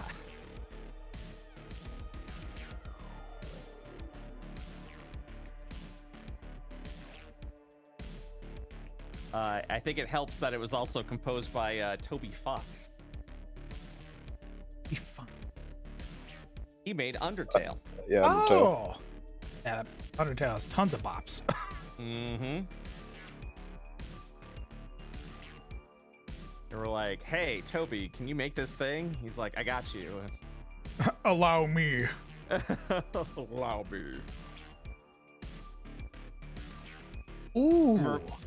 Yeah. You could listen to this during a D&D fight. Absolutely. I would be super into a fight that had like I already love like electric music during fights. Yeah. So that's why Final Fantasy usually is always the GOAT when it comes to music. Yeah. But God, listening to this, Yep. I would fucking love to be fighting, like doing like a boss fight with this type of music. Mm-hmm. Holy shit. This has it also has kind of like big Hecaton space vibes too. Oh yeah, again that tinny, that sort of tinny music at the start definitely gives you like a, hey, this has sci-fi view. Yeah. You're in the future now. You're in the goddamn future.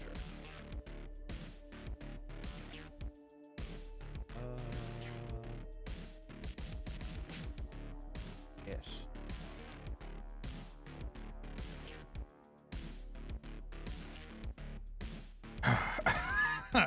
All right, map. Where did I get it? What the fuck? Hmm. The 2-minute and 45-second bit. Oh, was it? When it changes up, Oh yeah. like a phase transition.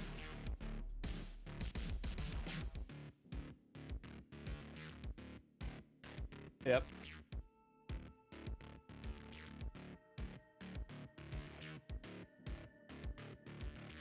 You're floored right now.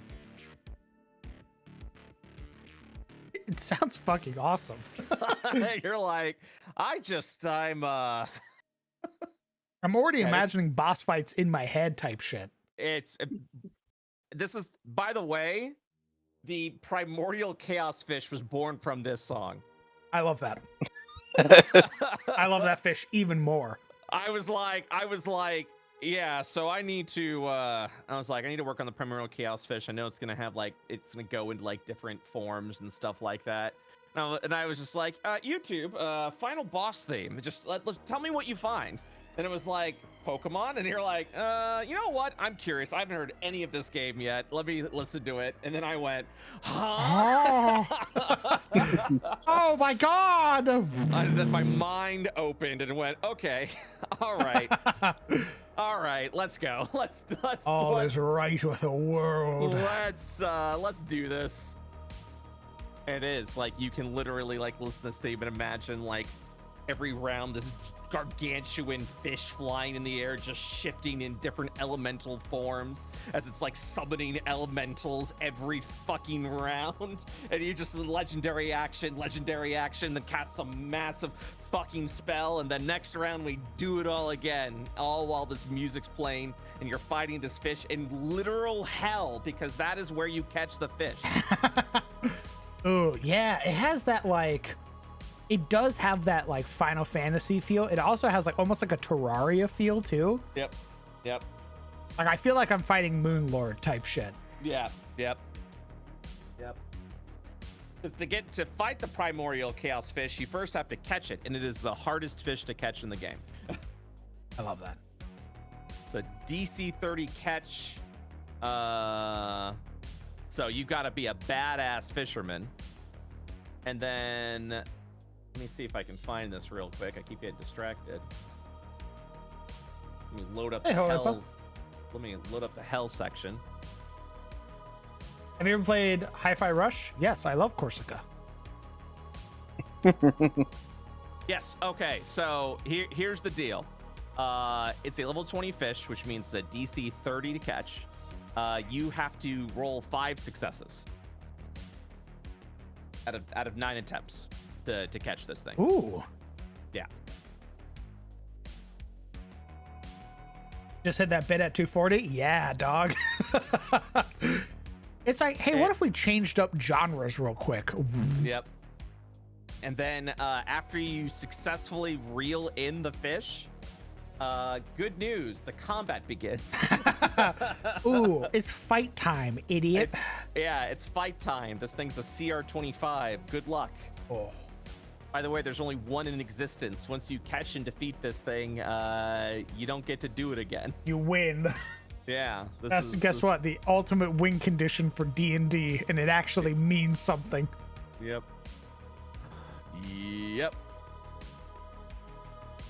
Absolutely. Good shit. Very good shit. Yeah, I was like, I think this thing is way more powerful than the CR30 Tarosk. Everything's stronger than the fucking Tarask. That loser ass. Fucking waste of hit points. Hey, what do you fucking do? Stupid ass. I got a lot of hit points, Nacy. What else? I eat you. Okay. Can you be hard countered by a flying guy with a bow? Oh, you can? Oh, that's cool. How about a clay golem that's literally immune to all of your damage because... For some fucking reason, you're CR30, but your attacks aren't considered magical. Yeah. Hey, guess what? The lame ass. primordial chaos fish, all of his attacks are considered magical. Oh, Yeah. he can solo the clay golem. Yep. I bet that Oh my fish God. fucking bodies the Tarask easy. Mm-hmm. Well, if it goes into earth form, forget about it. It's immune to all piercing, slashing, and bludgeoning attacks. Already cooler than the Tarask. Yeah. But in exchange for that, it gains weakness to thunder. Oh, so the Tarask still loses. Wow. Fucking stupid ass Tarask. Stupid motherfucker. He's trying his best, okay? There are CR24s that are cooler than Tarask and scarier than the Tarask. Leave him alone, he's just a little guy. Get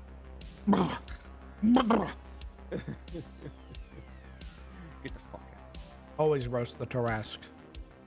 Tarasks should be such a force of nature that your players don't go near it. Yep. So it shouldn't be something you fight. The Tarask shouldn't have hit points. It should be like, you want to seal that thing away? You need an ancient MacGuffin spell to seal that, the World Ender. It shouldn't be the lame version of Godzilla. Like, what the fuck?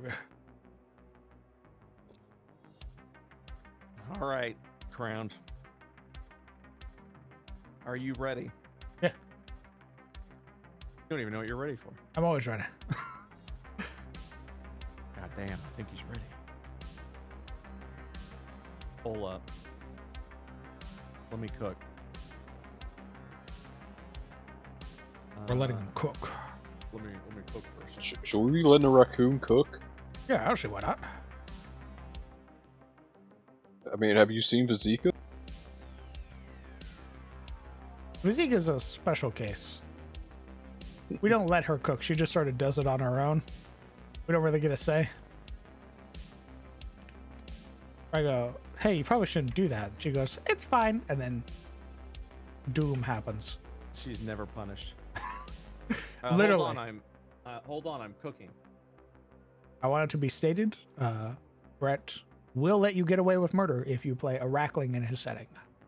What the fuck? That's right. He has a bias, and it's clear as day. And it's disgusting. What? Okay, prove it. Prove it now. Prove it now. Give me an example. Do it. Do it. Mario should have died. Uh-huh. But What the fuck? because he loves me so much, he lets me get away with murder. What the fuck, dude? I have killed 2 of your characters.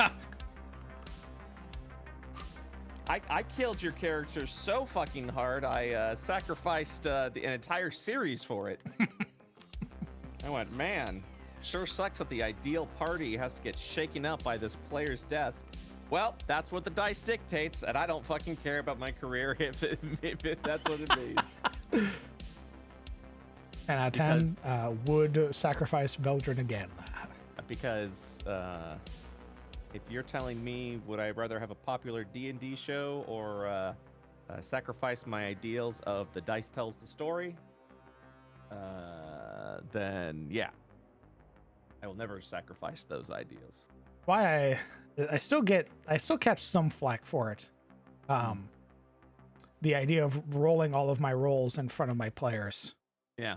And I go, yeah, but I don't like the idea of lying to them. Yep. Like, Yep. I hate the idea of being like, oh, natural 20, or oh, that missed. Yep. Full rolls. You see it, and the reason why you get to see it is so you know the dice are telling the story. Indeed. Yep. It's not Well, me people- going like, because I tried it for a little bit with one of the other games, Yeah. and I just found that I wasn't pulling my punches at all. I was still just saying whatever the dice fell on. Yeah, of course. And I was like, why the fuck am I hiding it? There's no there's no benefit to me hiding the dice. Yep. My players are like, stop it! You've rolled 3 natural 20s in a row. And I was like, yeah, survive. Yeah, good luck. Sometimes shit ends, and the longer that you're alive means the higher chance that shit's about to end. You guys have done amazing so far. Don't give up hope now. God damn. That was Ceratos. I was like, good luck. I went into that and I was like, this is it, baby. We need to fucking succeed on this or it's over. Like, Yeah, it was close. It was very close.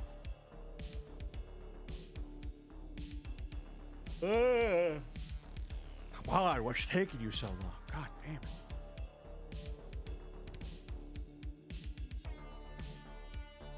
No!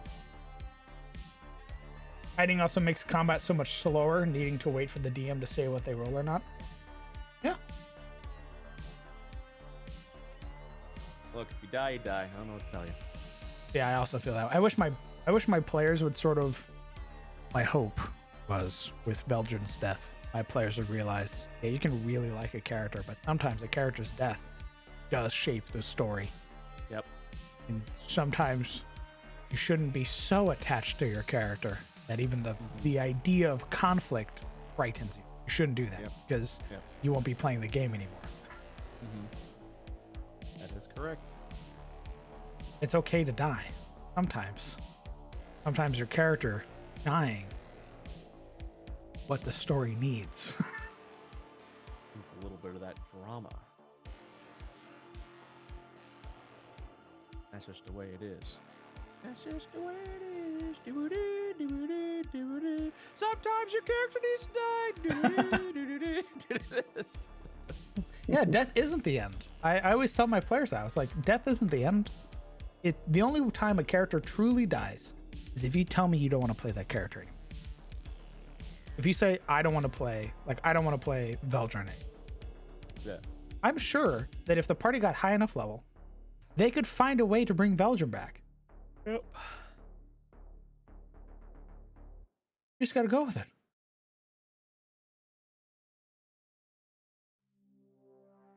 Man, do I get so much flack from the IO people when I want to see a PC death. It's the fact that you're rooting for it while people are stressing out in the middle of a channel. You're like, yes, I hope someone dies. And they're like, all right, we get it. You want someone to die. I don't think it's so much flack. It's just like, oh, we get it.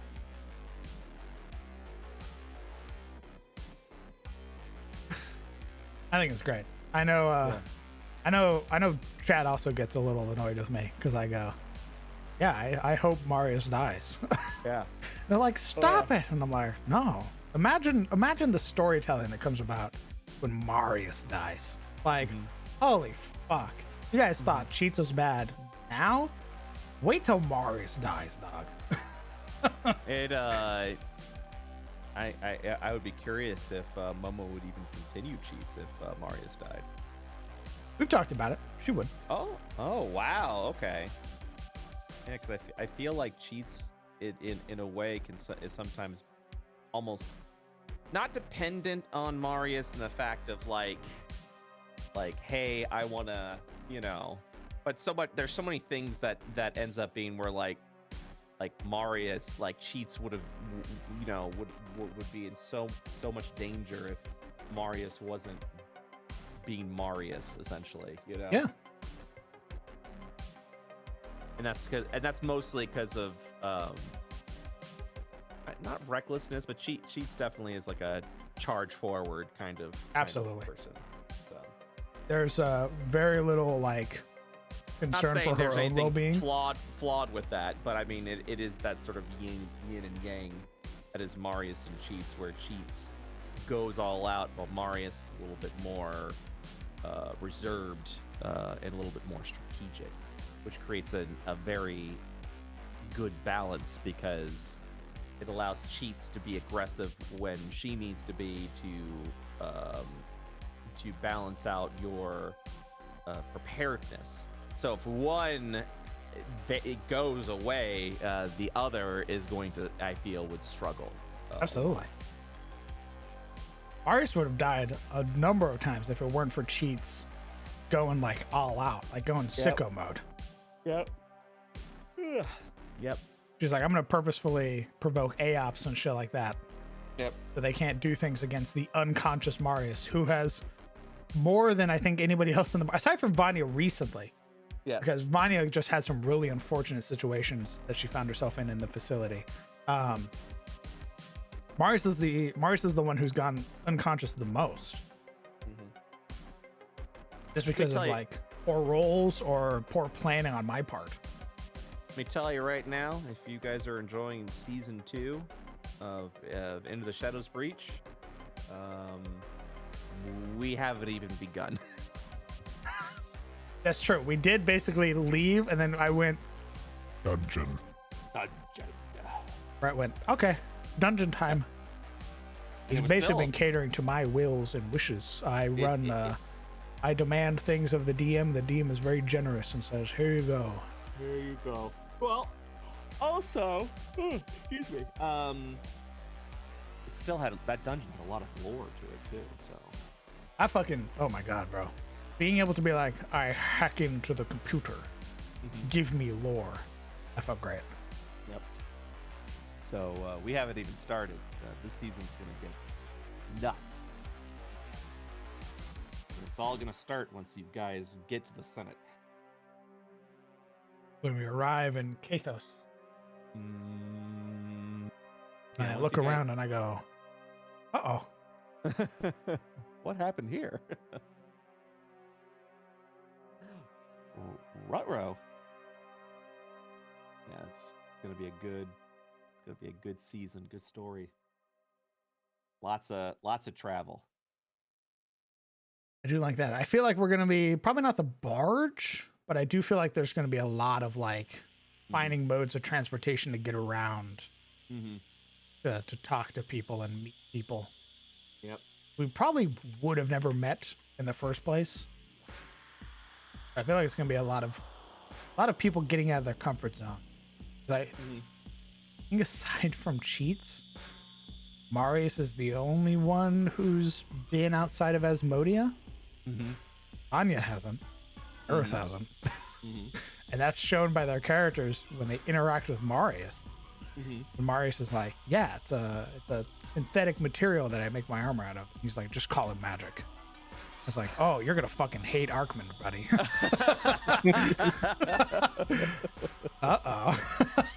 Ruh-roh. All right, I gotta go, but I will see you guys the next time. All right, homie. All Have a right, good later, night. guys. Bye bye. Rest well. Goodbye.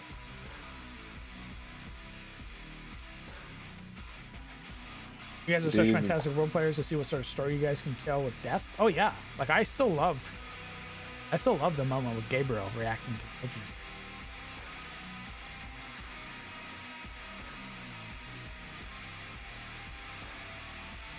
I love it when players look for alternate ways to hit enemies other than I attack with weapons.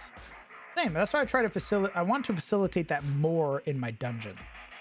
The idea of like, I pick up a brick and I throw it type shit.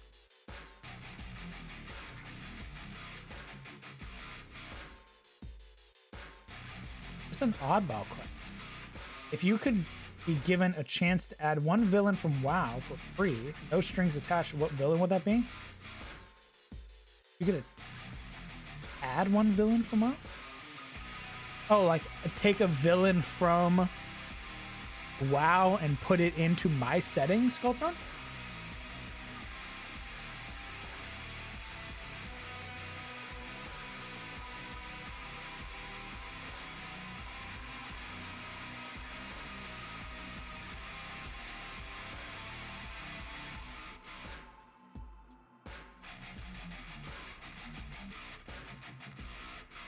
Ooh.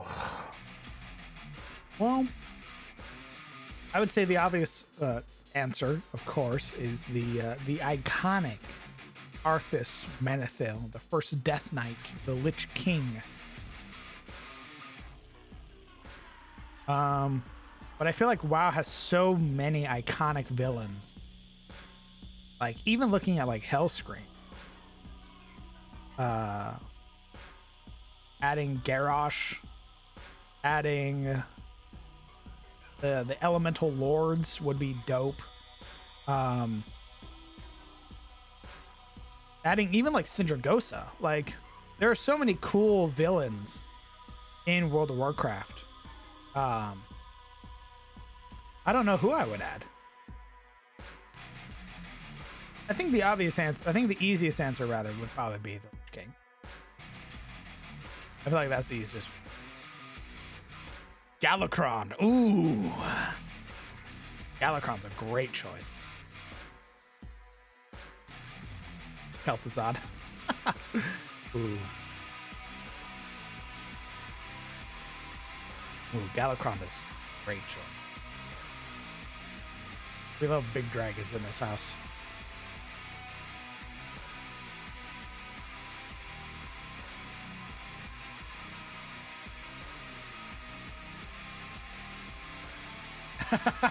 Put that lad's corpse in the wilderness. Ooh, Malygos. Malygos is also a great choice. We just go a little psycho. Professor Putricide. Good news, everyone. The slime is flowing again.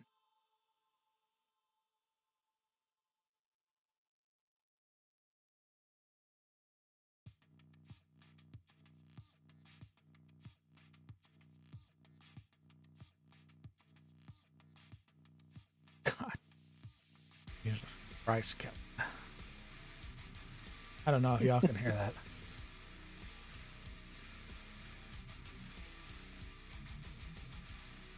Ooh, Gul'dan.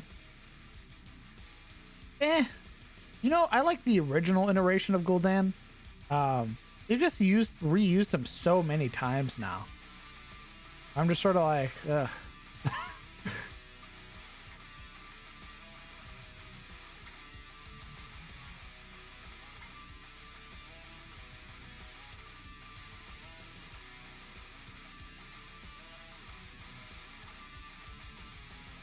Yeah, I think I would do OG Gul'dan. I don't think I'd want to reuse Gul'dan again. So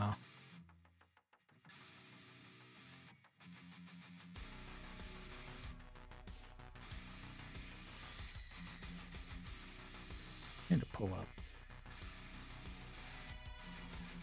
Look at them.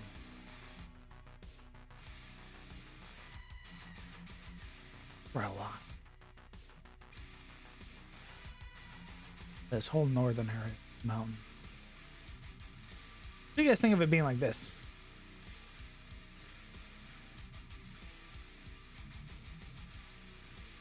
Ramash. Ooh, Black Hand. Ooh. OG Black Hand. Walking around beating the shit out of warlocks.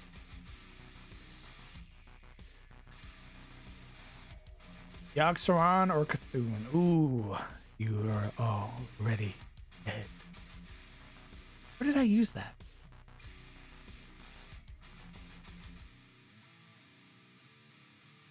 I feel like I've used the old ones quotes before. I think I was using Cthulhu's quotes. Blackhand from Warlords of Draenor is a fucking amazing character aesthetic. Holy shit.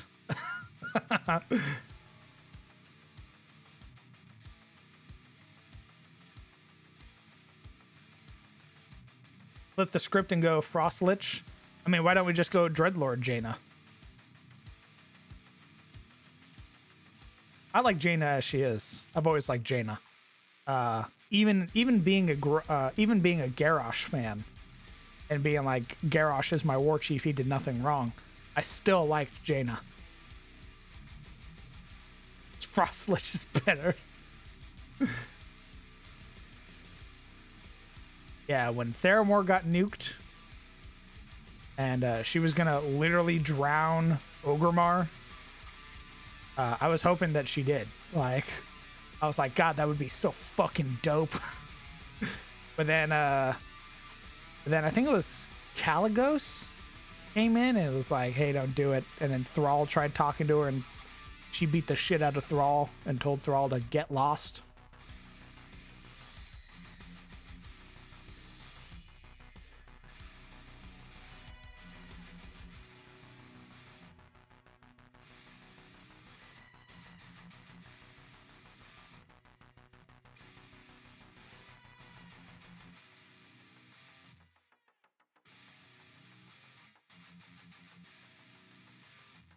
The Caligos Jaina romance went nowhere. Yeah.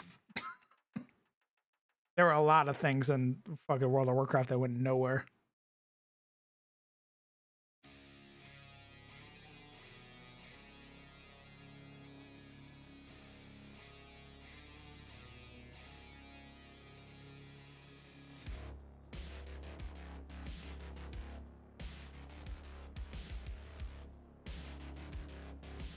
New Caligos look? All of the aspects look hot as fuck. Domu always had this like weird sort of like they could never really get his character to look right. I think if they had really sort of buckled down and put a lot more work into his model, he would be treated with that same sort of like holy fuck energy that Alexstrasza and Ysera and all them get. I feel like they really like buckled down and put a lot of work into Norse Domu that we would get way more out of him. Instead, he's just like the MacGuffin guy, which is a shame. That's also sort of the issue that happens when you introduce time travel to your setting.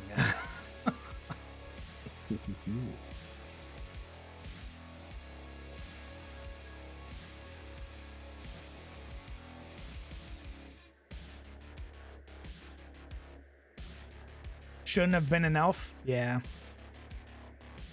I think he'd have been. I think he would have made like a sick ass troll. Because trolls were the OG race. I think he should have been a troll. That would have been so fucking dope.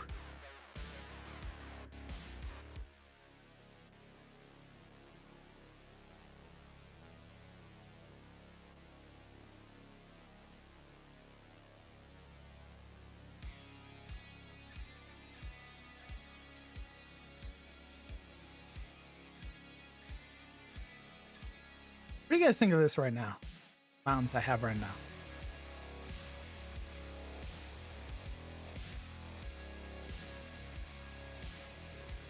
Ooh, I like the way they look. Manaroth. Alright, go on, Steven.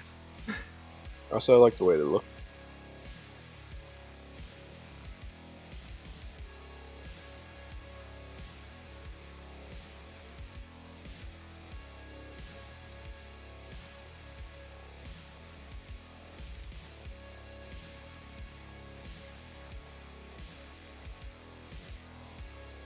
Oh, dwarf would have also been dope. I'd have fucking loved a dwarf aspect.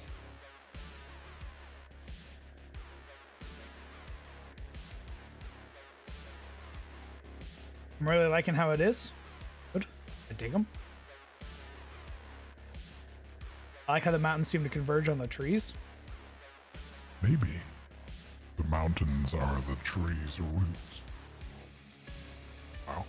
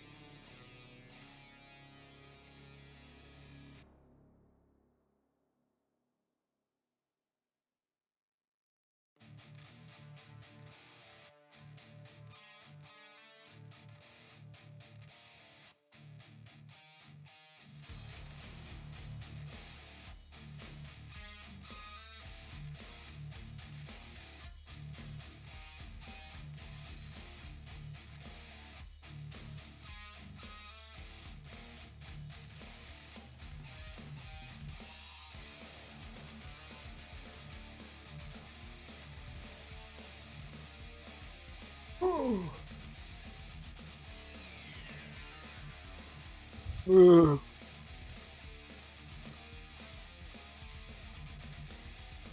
Hydrate. Very well.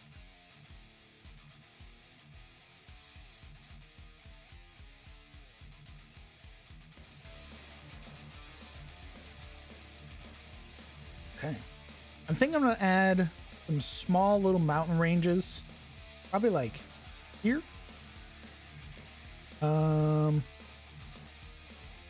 Sort of like here. And then I'm probably gonna put another one, like a little one right there. And probably another little one right there. And I think I'm gonna leave the rest of this open. Like you can see I have like the hills and trees. I'm probably gonna make it just a massive fucking forest. Ooh.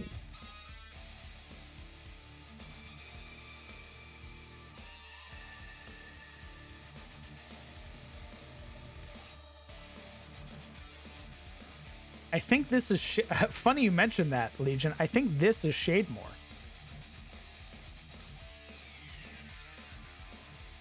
I think that's Shademore. So funny you mentioned that.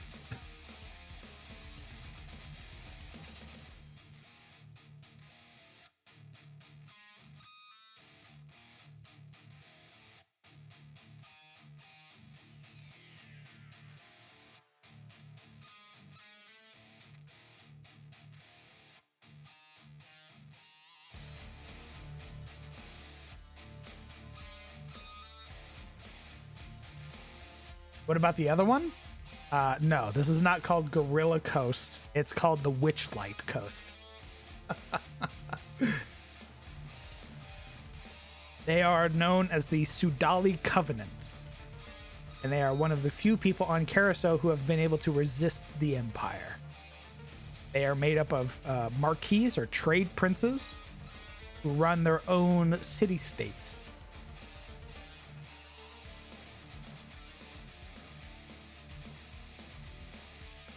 Everything looks dope so far, Crown. Thanks, brother. I really appreciate that, my man. Why does it look like a gorilla then? What the fuck are you talking about? Your ability to look at things, your Rorschach capabilities are insane, Legion. It must be that artist eye. Thanks for the help you gave me prepping for the 25-hour event. No one from our group tuned up, so it never got played, but at least I could. But I do also see the head of the gorilla. You're insane. I'm gonna bounce your head off the car.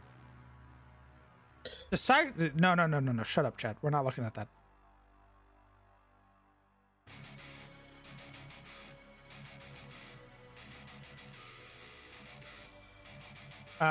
I'm sorry that your game didn't go through, brother. I hope you get to fix that. The fact that the tree can prosper so well is impressive considering how many mountain ranges surround it. It would block coastal winds to bring moisture, usually causing desert. Fuck, are there too many mountains? Because I'm gonna let you know, dog. All of this, all of this, all of this, all of this. That's all forest, baby. It's called the Ironwood Forest. That's all forest. What if it just rains a lot? How about that? What then? Does it make sense then?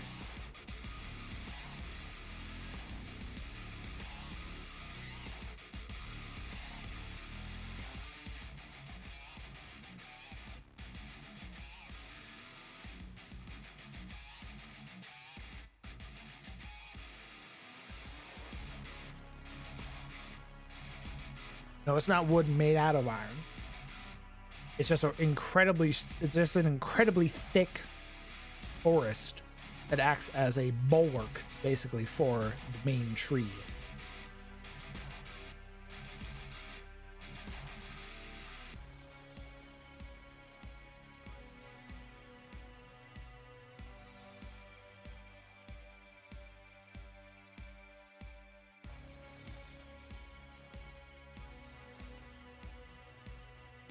The tree feasts on seawater like a god.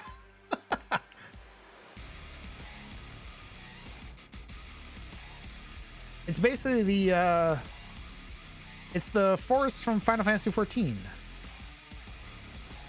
Basically, all this is forest.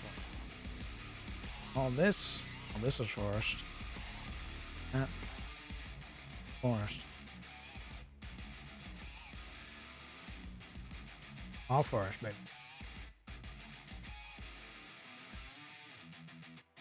As you can see, we got our mountain range right here. Bop, bop, bop, bop, bop, bop, bop, bop. All that's forest.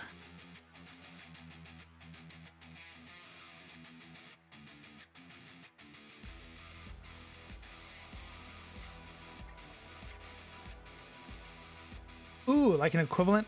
Cater, that's what I've been trying to work out, man. I want chocobos in my setting. I want chocobos.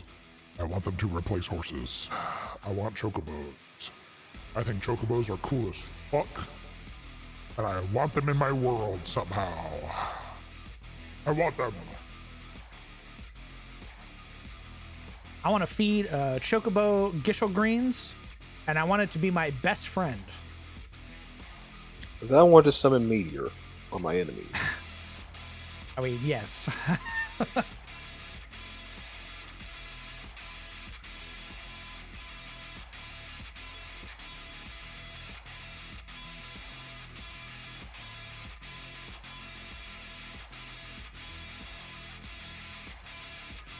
I mean, I want to turn axe beaks into my chocobos, like where axe beaks are very common animals.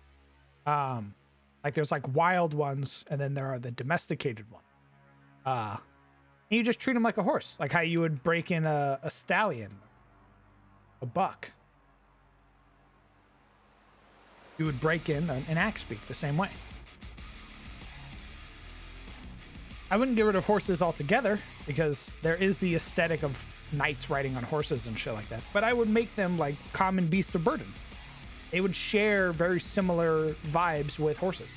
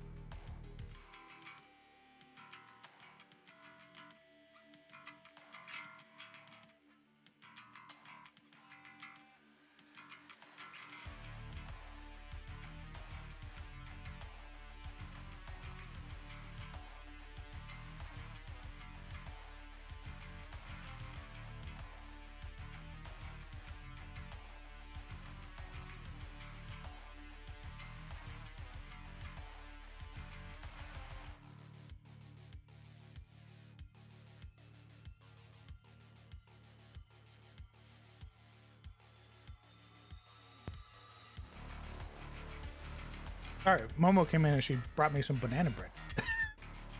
Ooh, Very good. So I'm gonna eat that real quick. yes, do so.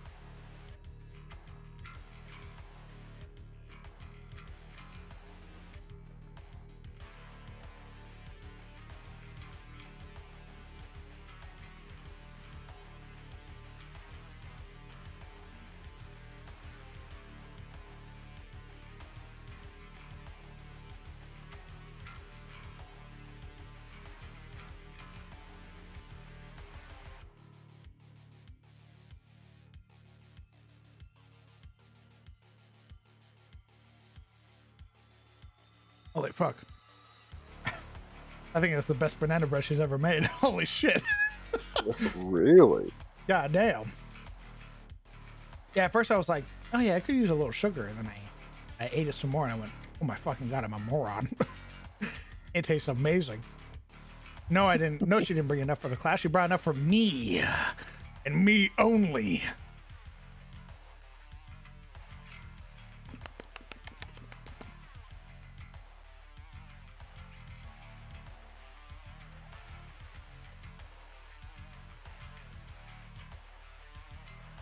Yeah.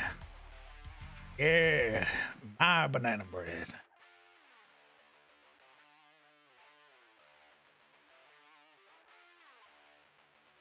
That shit tastes scrumdiddlyumptious.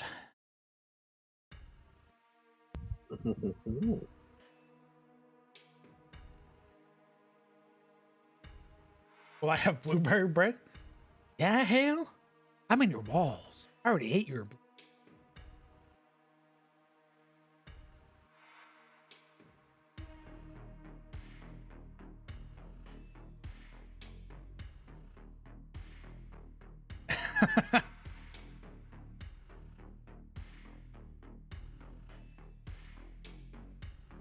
Okay, Mr. Wonk.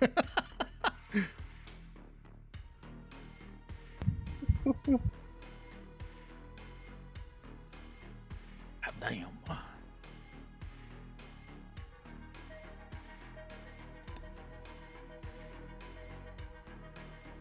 What do you have more? I am super tempted to just go get another piece, but we got guests over, so I have to contain my fatness, not go violently snatch another piece out from somebody's hands. Otherwise, I won't.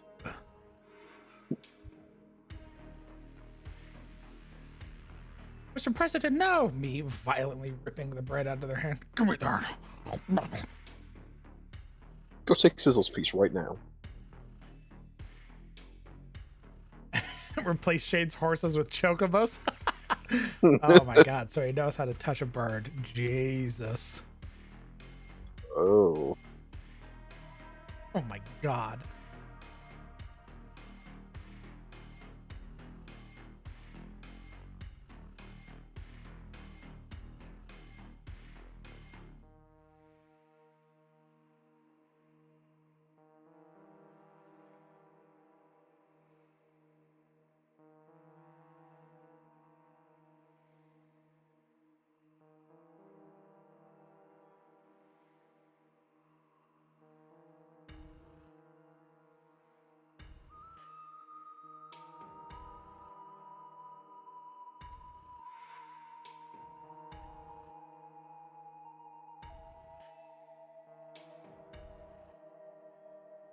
With your own mouth, Nodders? Yeah. What's up, handsome?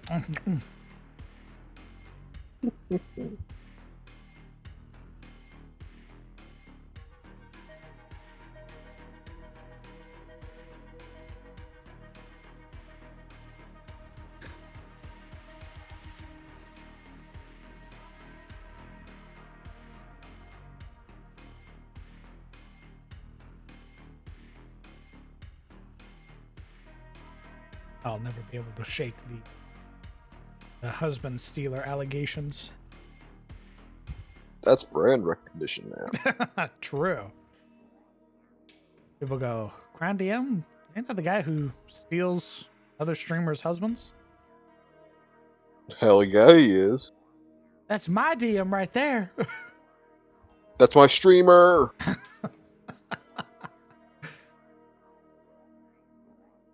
Twitch's #1 husband stealer.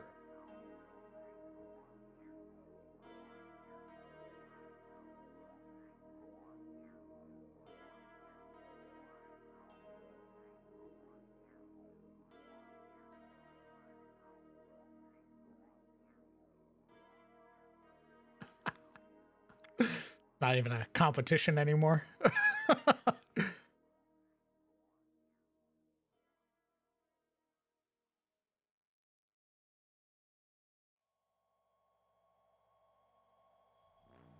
Crowned adulterer. Holy shit, what a fucking title.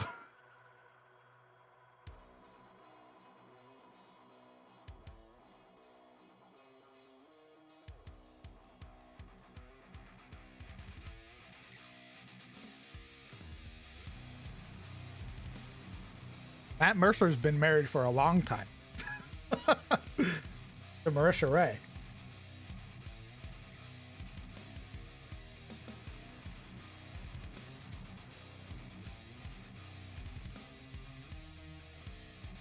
The best way to a man's heart is with this meat lovers I got right here. Oh yeah, baby. Now's your chance, Steel members. Hello, hello, Mr. Mercer. Big fan. I was heavily inspired by your games when I was just starting out. I watched all of your campaigns. I just want to say I'm a big fan of everything you do. Thank you for bringing D&D into the public eye like you did. Say, you hungry? I just happen to have this meat lovers right.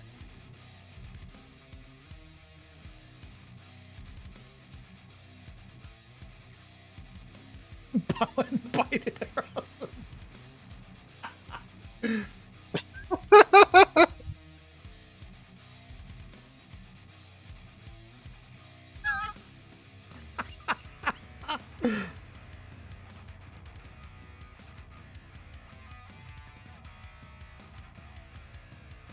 I think my favorite thing is I'll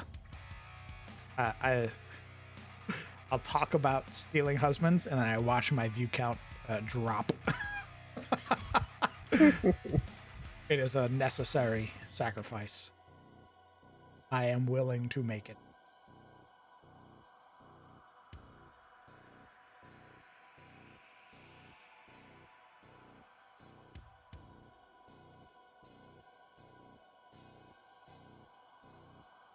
See, Carousel's mountainous. It's just not as mountainous as Tyros is. Tyros has a fuck ton of mountains.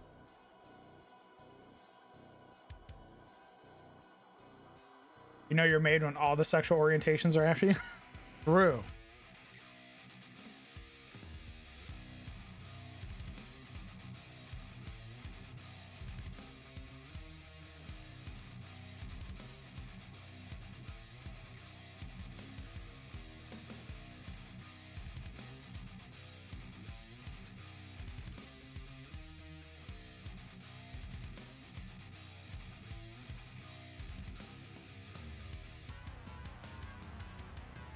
Is MCDM married? Ooh, I don't know. I don't think he ever talks about his relationships. The only reason I know Mercer's married is because he plays with his wife. Mercer's like there on stream.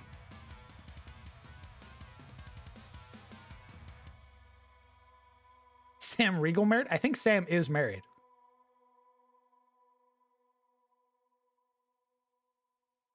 Scare away all those who aren't fully bought in or indoctrinated yet. True. They're like, God, this guy's a fucking weirdo.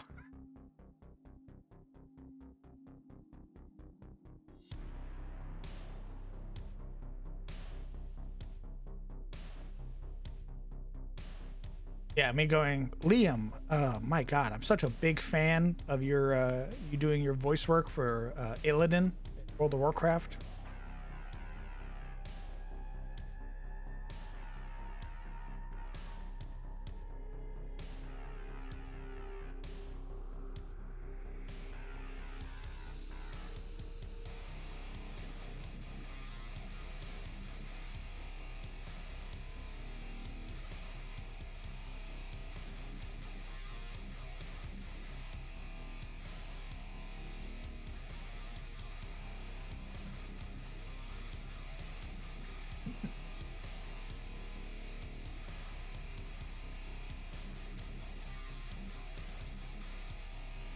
Say something about not being worth it tonight.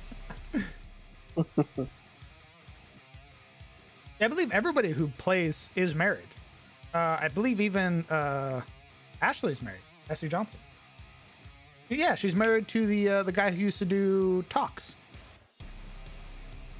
But yes, half the table is married to the other half.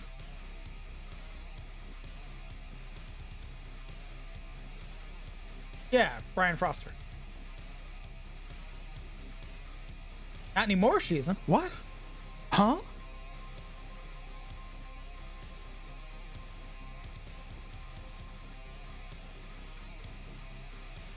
Oh, well, shit.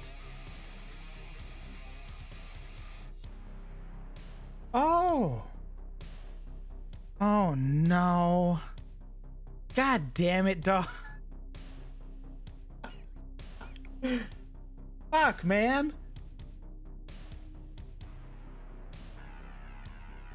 Oh, I liked Brian. I thought he was funny. Oh shit. That fucking sucks.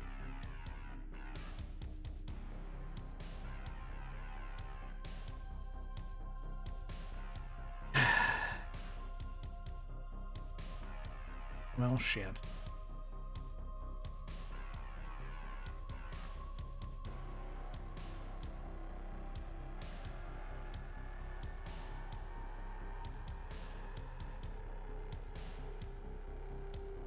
Man, that fucking... Jesus.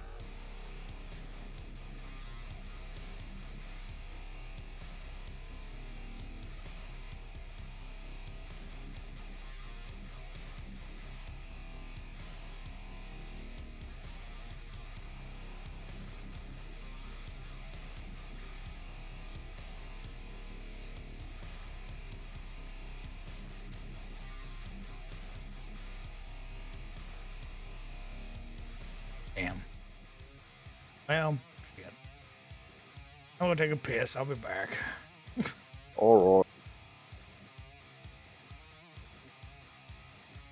I'll also get some water because I'm out. Okay.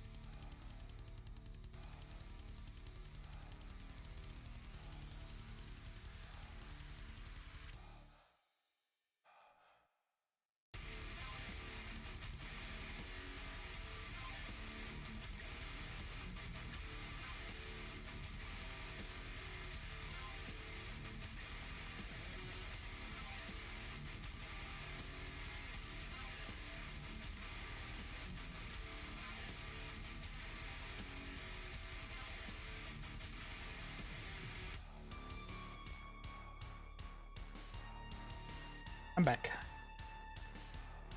Welcome back. Go ahead and give my compliments to the chef.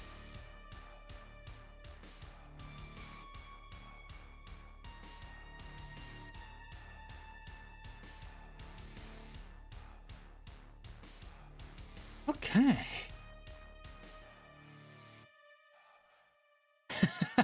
Have you thought of any specialized types of chocobos?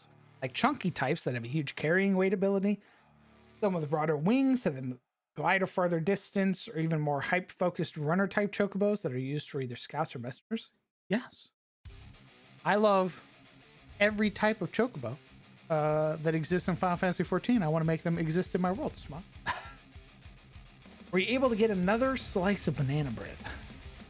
Not if I want to make room for pizza. Ooh. Because that banana bread, it's dense, boy. That shit dense as fuck, my man.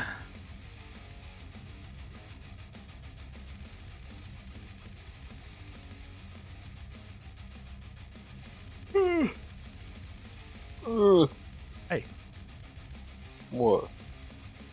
no yawning.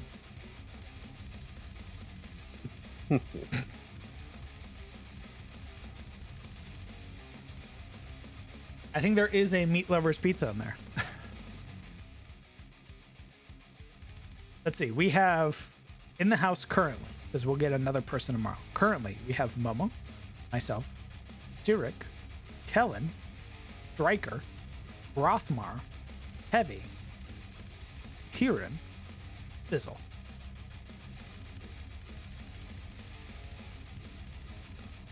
And then tomorrow, we're getting Rozzy. We're gonna have 10 people in motherfucking house. So, all the homies. Aside from Sparks, Sparks is a responsible adult who has a family. She is a momther, so she is sadly beholden to taking care of her children. I say sadly, mama.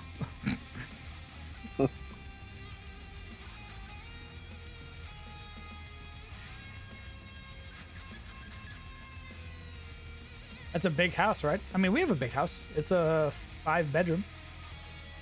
6-bedroom. Yeah, 6-bedroom house.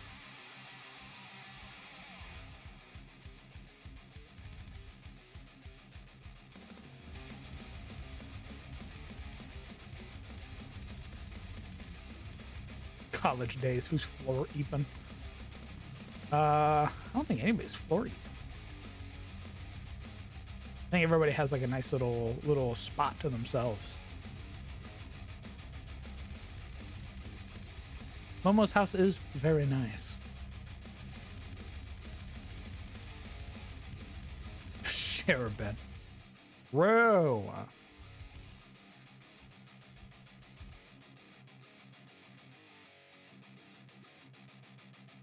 Song is prodding my.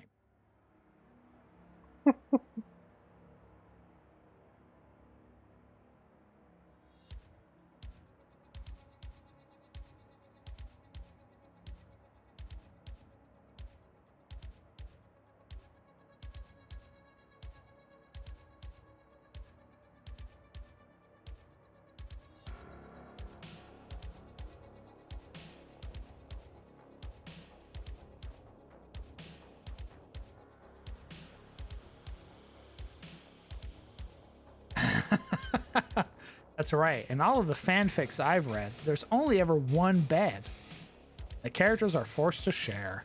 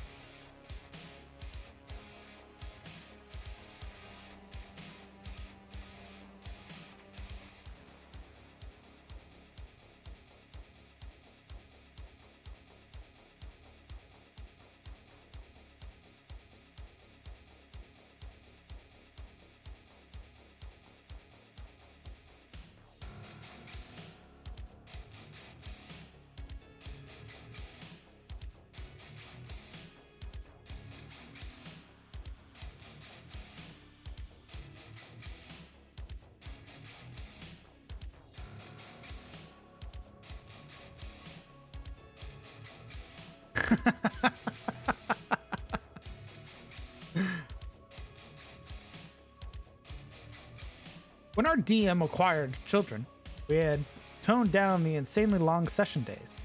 Used to do full day sessions once a month. Now we're adults and can only do that every few holidays as a treat.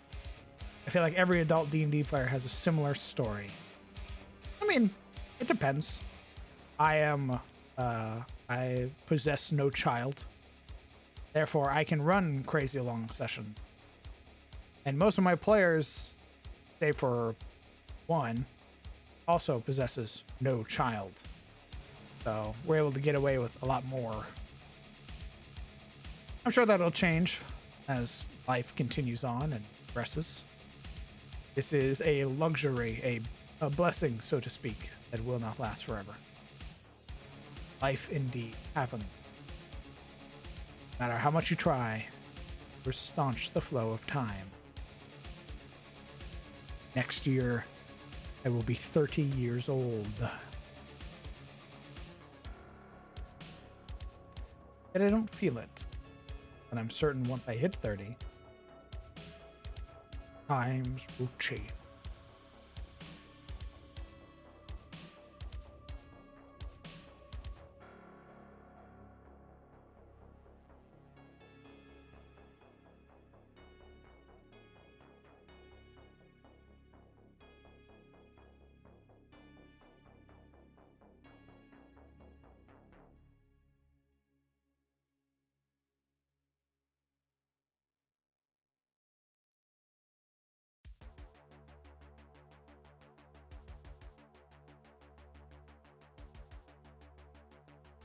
Just turned 37 myself. Happy belated birthday, brother.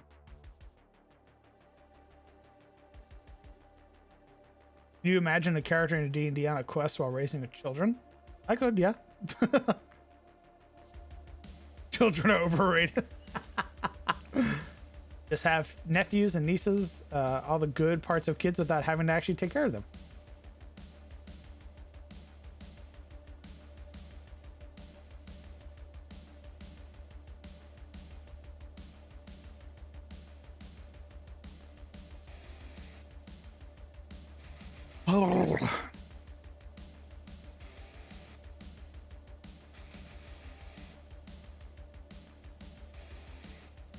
He makes us feel ancient sometimes. Yeah.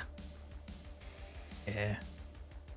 I was watching somebody talk about cassette tapes recently, and I felt my eyes sort of like gloss over for a moment. I was like, what? What are you talking about? What do you mean?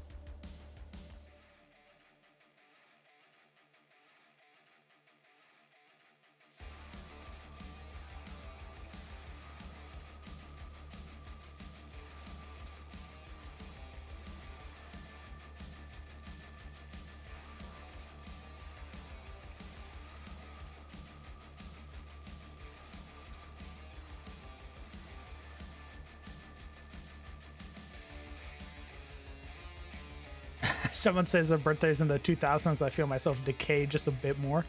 Yeah, man. People who were born in 2000 can not only legally drink, they can also vote. They're 23 years old right now.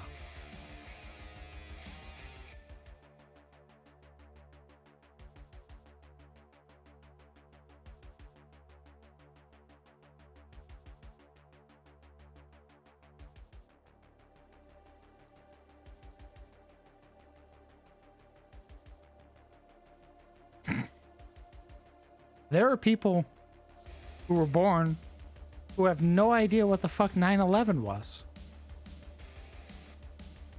If you live in United States, of course.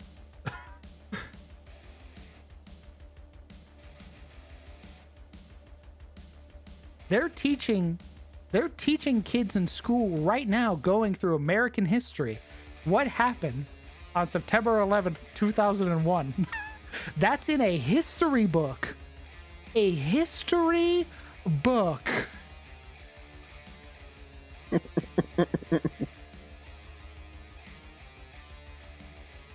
It's wild.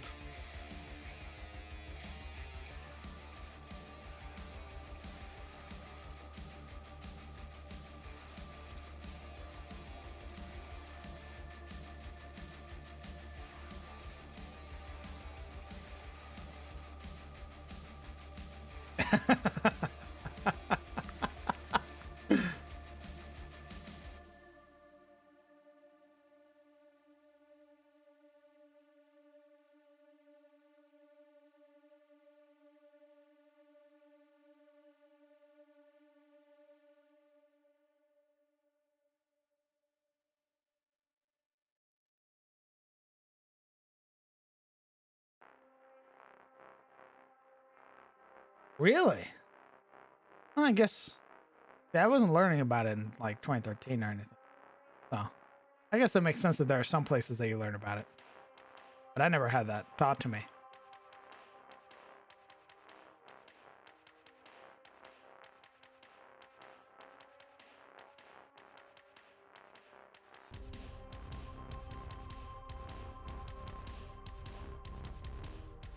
"40 bitches." 40 is not ancient, dog. Now, I would say literally the only time you become old, and I will say this for everybody, the only time you are considered old is when you hit 65 years old. When you hit 65, then you go from being however a person to being old. 65 is when I can legally call you elderly. After that, or before that, you're just an adult. You're just a person. 55, still young. 45, still young. 40, still young. 29, still a child. The moment you hit 65, ancient, elderly.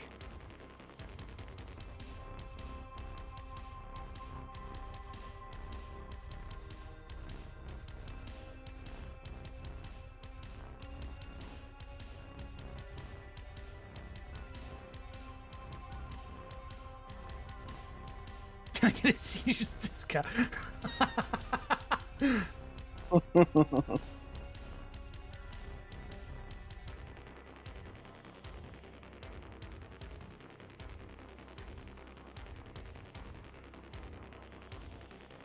I remember I played the original Doom game as a kid. That's dope. Well, if they get history, not every school has it anymore, apparently. My nephew didn't even learn about World War I until I told him about it. And I never would have known that he didn't know until he asked me what the Motorhead's 1960 was about. Really? Huh. I had never considered going to school and them not telling you about the world wars.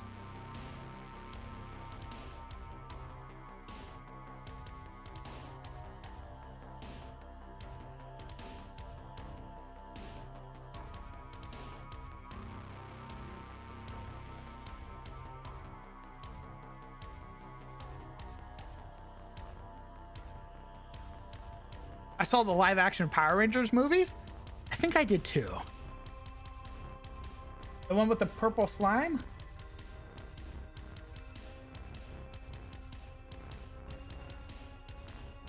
Ivan Ooze.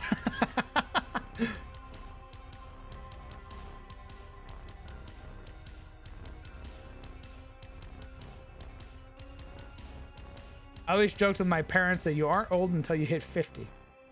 So when their 50th birthday hits, I got a card filled with tons of "you're so old" jokes. Dad laughed, mom feigned offense but was smiling. Nice. Very good. I'm still firmly of the belief that if you're 65 years old, then you're old. Anything before that, you're not old. You're a spry adult at 64. The moment you hit 65, ancient, elderly. You can apply for senior discounts.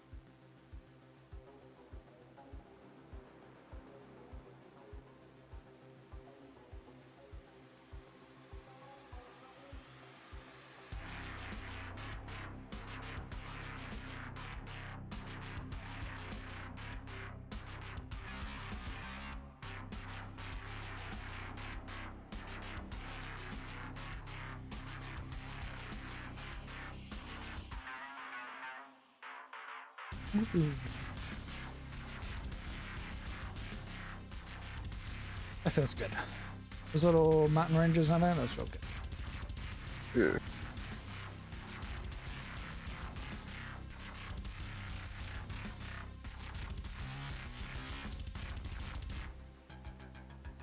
So wait until they bump that up along with retirement. What do you mean? Retirement doesn't exist. Lamau.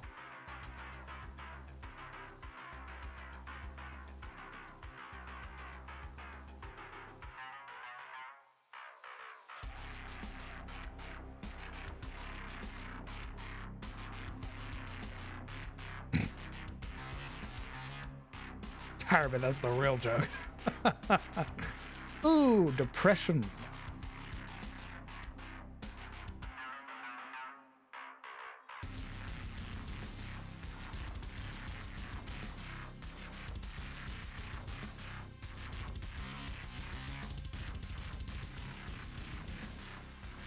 Hey, Crown, if you have so many mountains, doesn't that mean there's a lot of continental plates colliding or a lot of volcanoes and such? Oh, the reason that there are so many mountains, Ulkron, is because of this. It has many names. Dread Shrine, Ringwell, the Singularity, what have you. This is a point of contact in which a divine being known as The Allfather. struck the planet. In doing so, sundered much of the Earth. However, that effect that it had also changed the geography of the world. Places that were plains and grasslands suddenly became mountainous as the earth cracked and broke, and from it fissures formed, ravines were created, mountains began to rise, heat and magma began to emerge from the earth and was cooled by the rising water level. So because of that action, a lot of these places didn't have mountains originally, now have mountains. Because the force of that strike shifted all of the tectonic plates.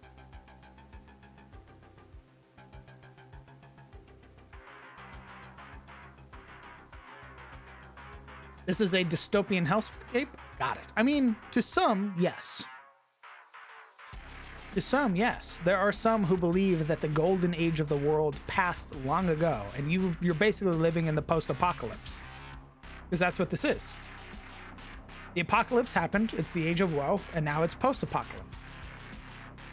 And it's the rebuilding.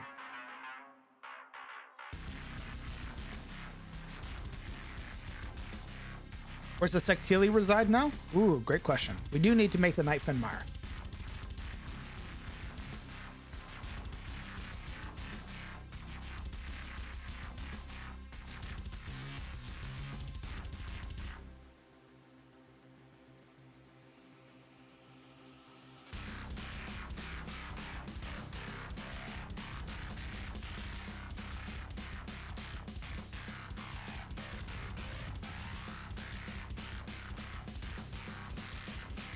Is a green dystopia?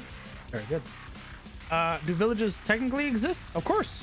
It's been long enough. That's why I call it post-apocalypse. It has been long enough from the apocalypse that the world is rebuilding. There are cities, there are kingdoms, there are lords, what have you. But it doesn't have the same greatness that it did long ago.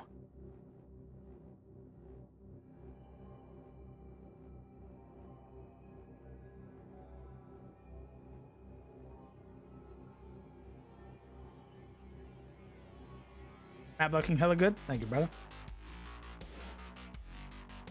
Why are all L-shaped desks built with right-hand drawers? Great question. I have an L-shaped desk. Lizard Island? Yeah, we'll have to make a Lizard Island. I mean, doesn't technically the real world have multiple apocalypses already? The Bronze Age collapse, the fall of Rome? Yeah.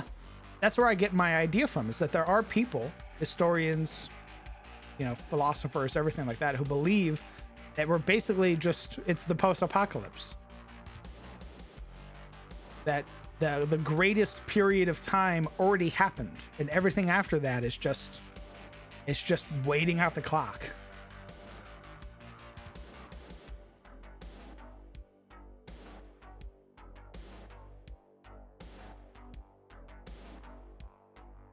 I personally don't think so. I think there are innovations made every day that make the world worth living in. And slowly but surely, humanity will win. But we have to fight for it.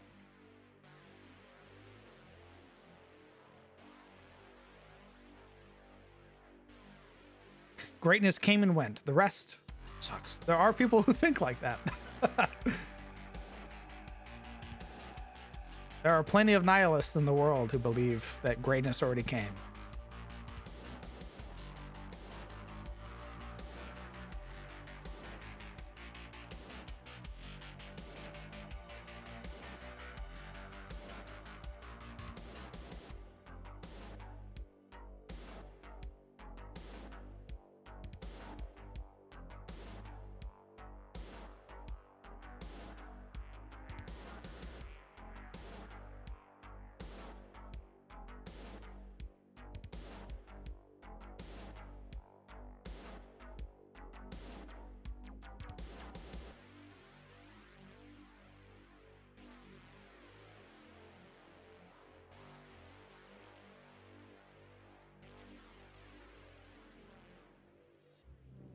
I agree, Trey. Or Stray.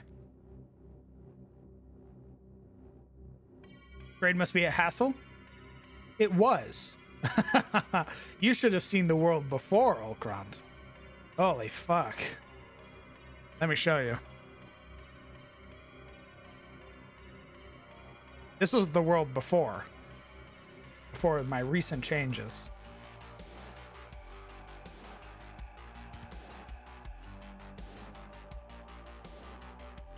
Do you want to know the distance it would take to get from Rowfield to Port Wymore using my old hex system? 3 years. It would take you 3 years to cross the Sudali Ocean. Lamau?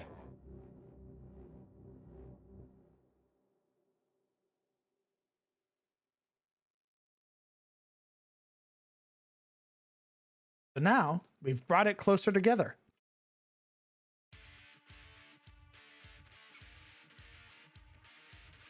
And now there's more of a reason for the empires to be beefing, to have fights, for there to be political conflict.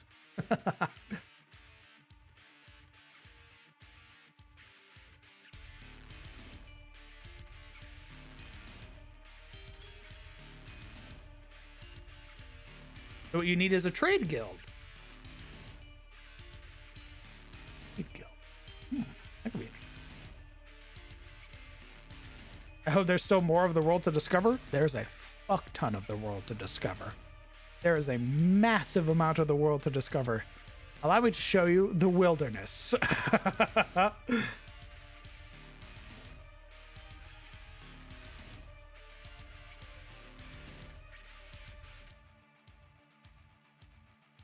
So in my world, there is a southern pole, but it's not a landmass. So I do still have a north and south pole, but the landmass that made the south pole was destroyed when God touched the world.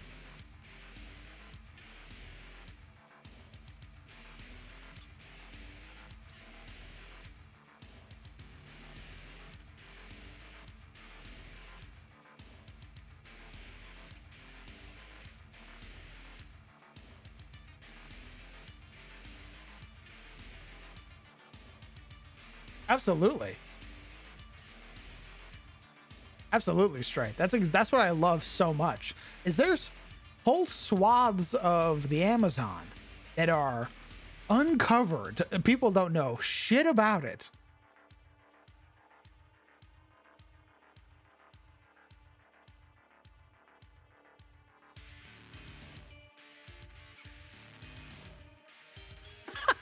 Well, nothing like that, Ulkron. More like mortal man decided it was more fit for divinity than the gods were, and they waged war with them. And they were doing a very good job. They were winning at one point, and the Allfather smote them as a result. Basically, was trying to give them every opportunity to back down, and they didn't. And as a result, killed a lot of people. He basically slammed his fist into the earth, destroying the bridge that they had made to come to the divine realm. And it killed a lot of people. A lot of scholars died. A lot of soldiers. A lot of humanity died.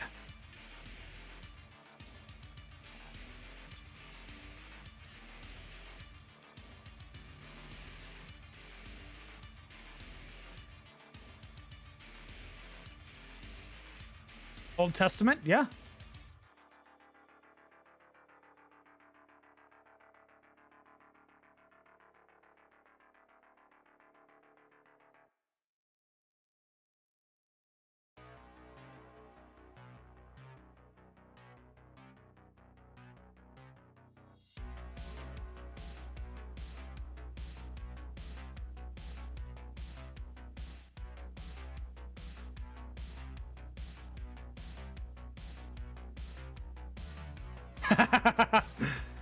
Yeah, Mega. True. Don't worry. DOA will make a comeback. Especially as I continue to learn about being a DM. That's why I call myself the ever-learning DM, because I am still very much learning. This is only my 7th game, and I've already learned so much from it that I want to take into my next games. So I want to go back to DOA and give it the treatment it deserves.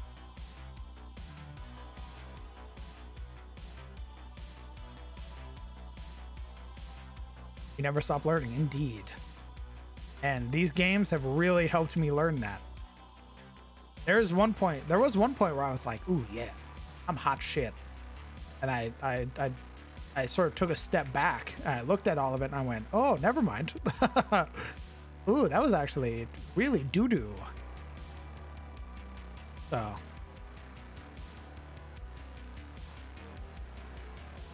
Is there a lore book? Not yet, bro. Not yet. The reason there isn't is one of two things. One, a lot of my world is inspired by other pieces of media. If you are familiar at all with any of the sort of fantasy stories that are out there, things like Wheel of Time, Lords of the Rings, all of that stuff, you'll be able to look at my world and just start picking apart pieces that you're like, oh, this belongs here, this goes here, this goes here. So I want to take a step back, which is why we're working on the world, and really make it my own. Which means having to redo a lot of things that were already in place. So there are going to obviously be things that I'm inspired by, and I'll never get rid of those, because there is something to be said about being inspired by something so much, you just take it and put it in your world. There's nothing wrong with that. That's literally every fantasy author after Gilgamesh. So yeah, don't be ashamed to have stuff like that in your world, but I want to make it a little less obvious. So I feel much more confident by making this, by redoing the world map, that I'll be able to start putting out lore and everything in the Kanka, and it'll feel like my own. And when I do that, I hope that I can grip people in my world the same way people like Brett do, where Brett has a lot of people deeply invested in his world. And I want people to be able to come over to my world and do the same thing. people to come in and be like, God, who are the Wizard Kings? What is Eluine? What is Thorlin? Who is the Allfather? That's what I want.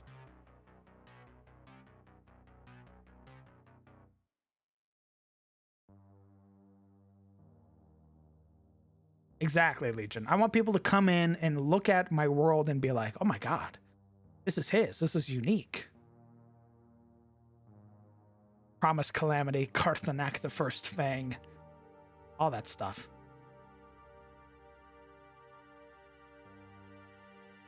The players also play a role in making and roping in that interest. Absolutely.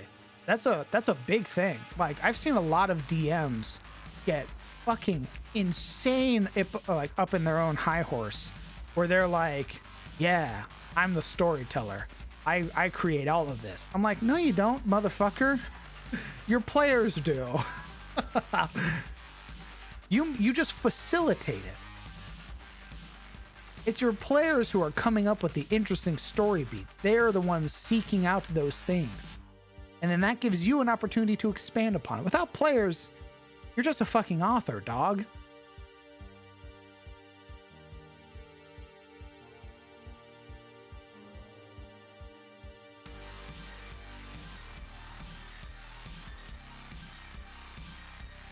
I also imagine you learned a lot from playing in Brett's games. Absolutely. Brett has taught me a fuck ton. Dear God. I have learned so much from Brett. It's insane.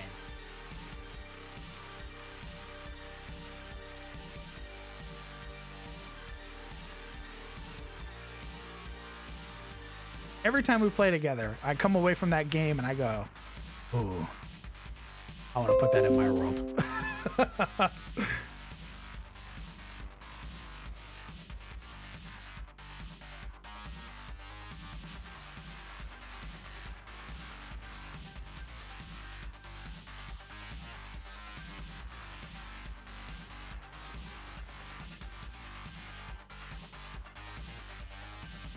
His own team of writers. They're very funny. Well, I'll let you know that's not happening anytime soon. Plus, I think artists are first on that list.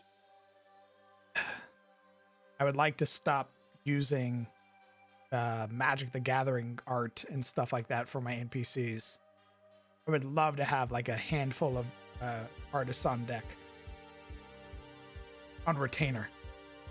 I'm prepping Curse of Strahd, and I've learned since that time that prep is better for me. But I prep better when I write it by hand. 16 pages handwritten in 3 days. Yeah, man. There is something about that where, like, you sort of find your own style. Where you, like, yeah, there are some DMs who don't prep at all, and they're fucking gods. They just, everything's off the cuff. They can improv out their ass and like just slam the world and it'd be amazing. And then there are DMs who don't prep and it's fucking dog shit. And you can tell. When you look at the DM and they're just sort of floundering, they sort of shrug because they don't have that improv. There are DMs who need to prep. And then there are DMs who benefit from prepping.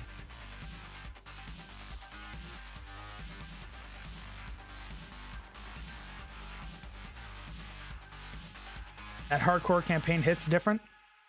Absolutely. There's been so much from just the hardcore campaign where I'm like, God, this would be so much fun to just put in a normal game.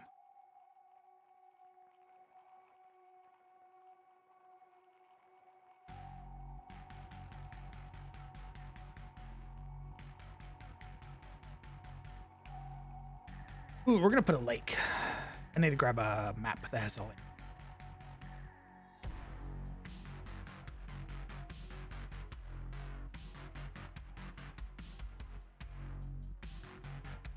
The art of Marius is so good, looks so futuristic while being so primal D&D. Thank you, brother. I know stone.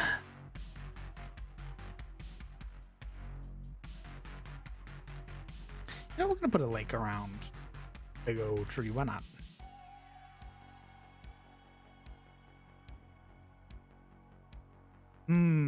Lake.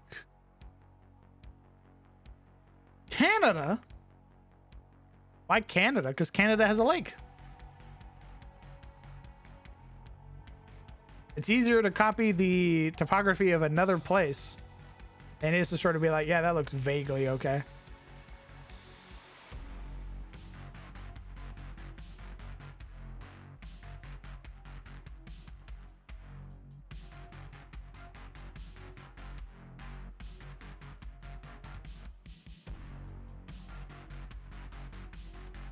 Syrup Lake.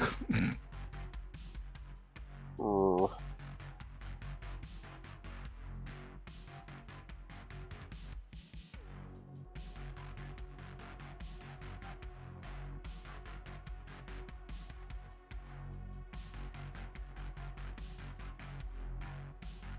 Canada, dystopian post-apocalyptic hellscape known as Montreal. Ugh, gotta piss off a lot of Canadians.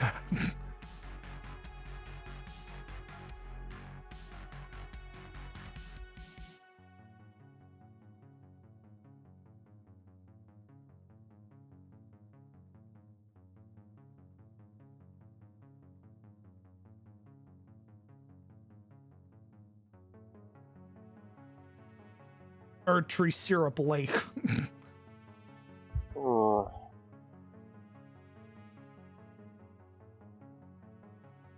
Magic tree pancakes.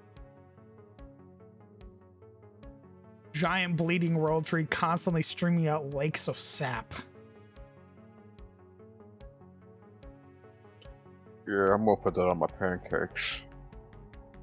I remember like a week after seeing Pipe Dreamer's first encounter Hecaton, I played a magic game with the Inkling token and thinking, wait a second, isn't this? And just kind of pogging at it.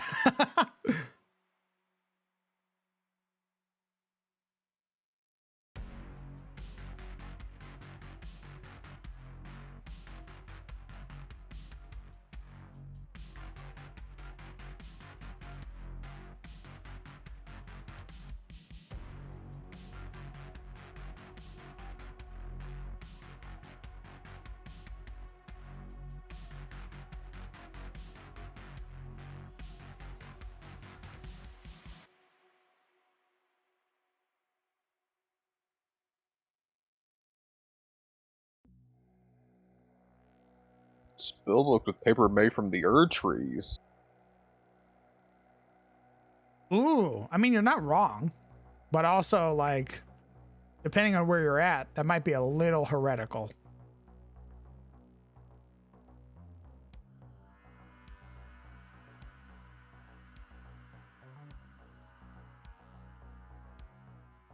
Post? I'm gonna Post Malone right now. Oh, yes, I am.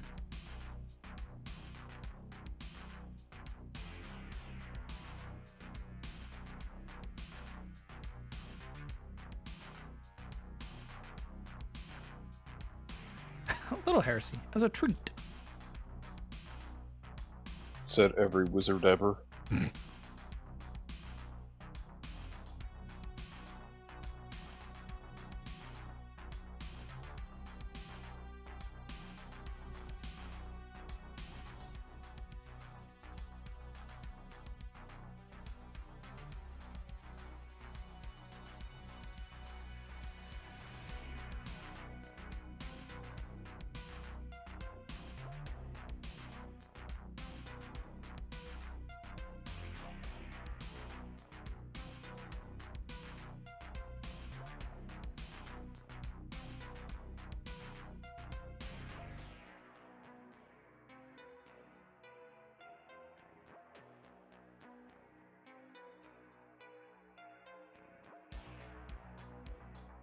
A map from parchment harvested from the world tree that maps out the planet and evolves as the world evolves alongside it.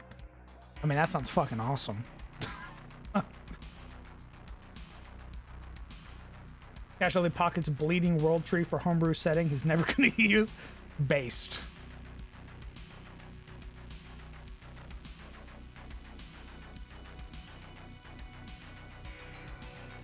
All right, Canada. What other lakes you got? Got a lot of lakes. Jesus. Damn, Canada, why you got so many lakes, dog? It's just built that way.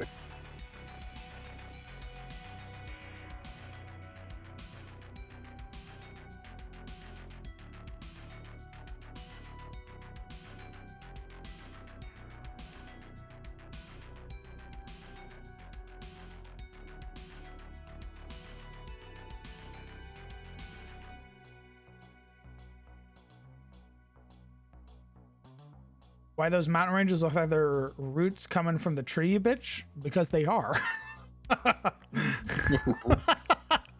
They are. Is there a problem with that?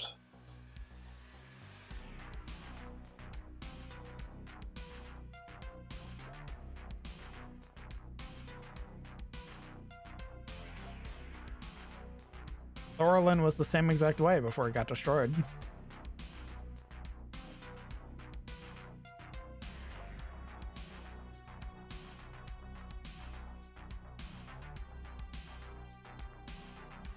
Who knows, maybe the roots caused all those mountains to rise up over time. And under the mountains are the roots.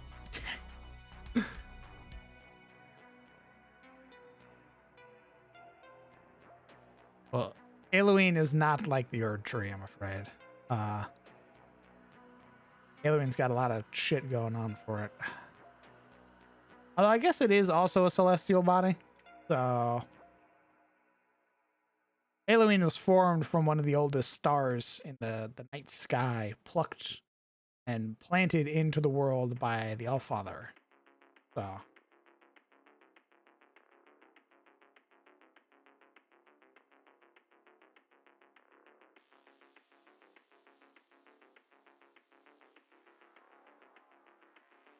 you're imprinting that lake onto the map? Yeah. I'm tracing it.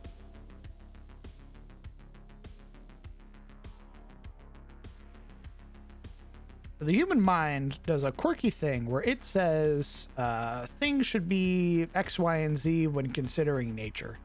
The real world doesn't give a fuck about human ideas about symmetry and what makes sense and what doesn't make sense. So what I found is that it makes for more realistic lakes and everything like that. If you just copy actual lakes. What software is this? This is Incarnate, a map-making browser-based program found in Firefox or Chrome. It is subscription-based, $25 for a whole year of subscription will get you access to the current map style I am using, which is called Parchment style.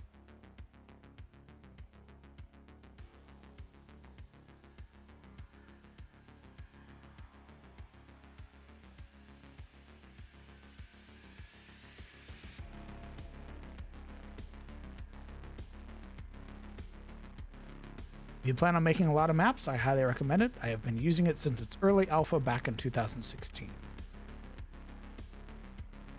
I highly recommend it. Oh yeah, those I like. You put it in between some mountains, so that way there's runoff. Gucci, baby.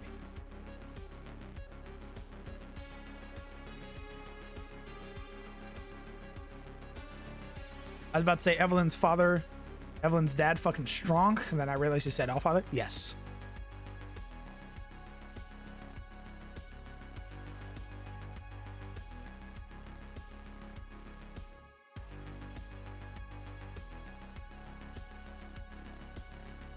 I think we'll do one more lake. Actually, we'll change it up. We'll do another.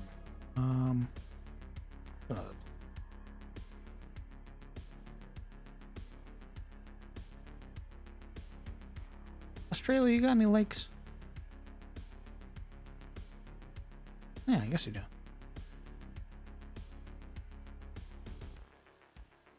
Lake Erie, huh?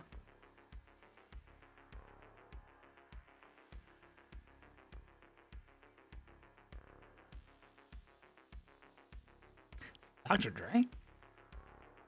Yeah, it is. Man. Dr. Dre has such an iconic voice.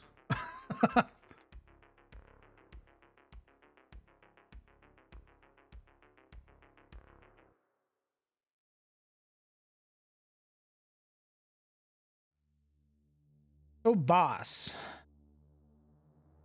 Skybiddy toilet. What the fuck is that, Legion? Skibbity toilet. What the fuck is that? Oh, no clue. I don't know myself. I just know how to pronounce it. I don't like that you know how to pronounce it.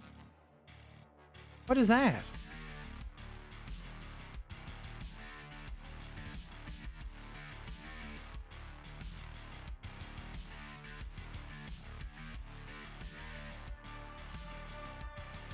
You're best off not knowing. The Zoomers have crept in. Uh-oh. Okay.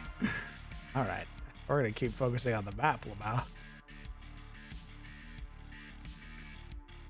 I've heard Junie say it multiple times during Lost Mines. Junie said it? I have to go to her chat and ask her. Hey, what's that thing you said in Lost Mines?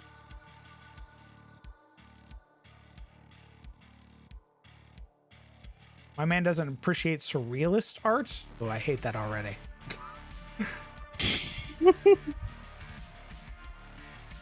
Is it just a statue of a toilet?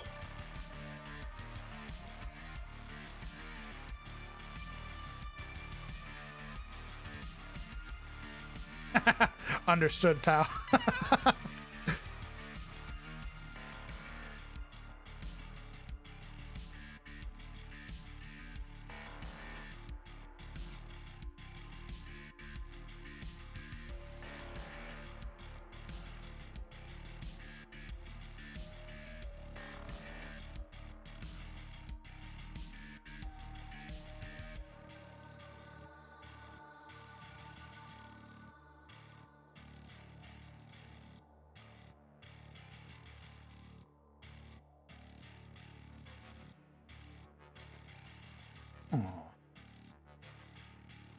Oh.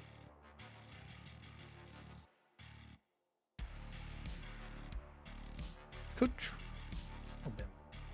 You know what? I like it being in them. I just need to find a appropriate sized lake.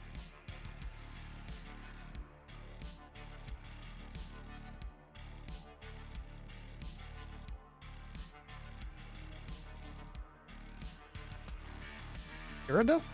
Oh, it is Cyrodiil.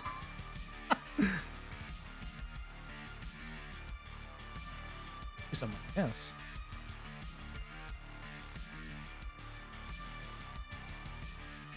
Nah.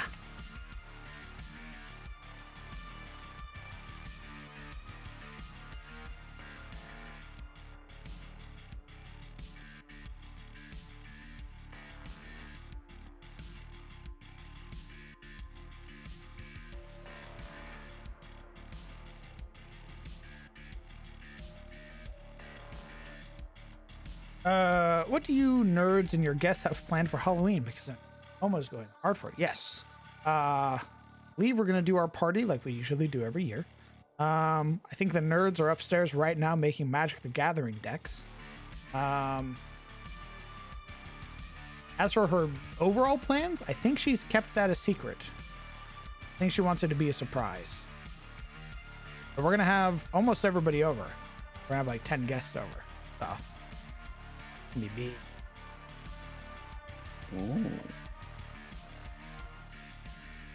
Sounds like big fun.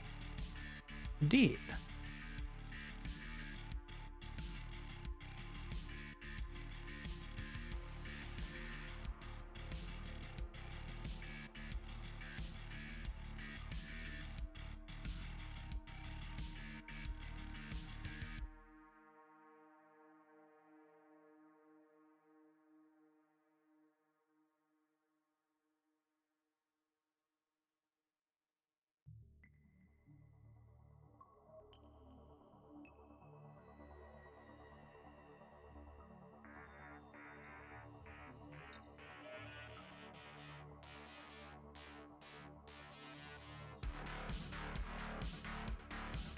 Nice, there we go. Massively. Which makes sense because it would all be runoff from this huge mountain range.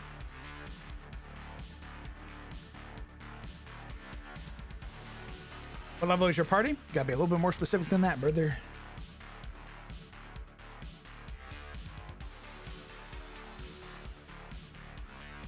How about the FNAF movie? I think we are going to go see the FNAF movie.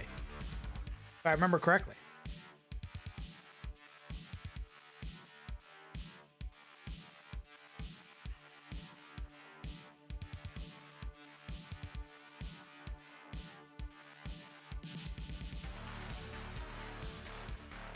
Any rats at this? No, I'm afraid not.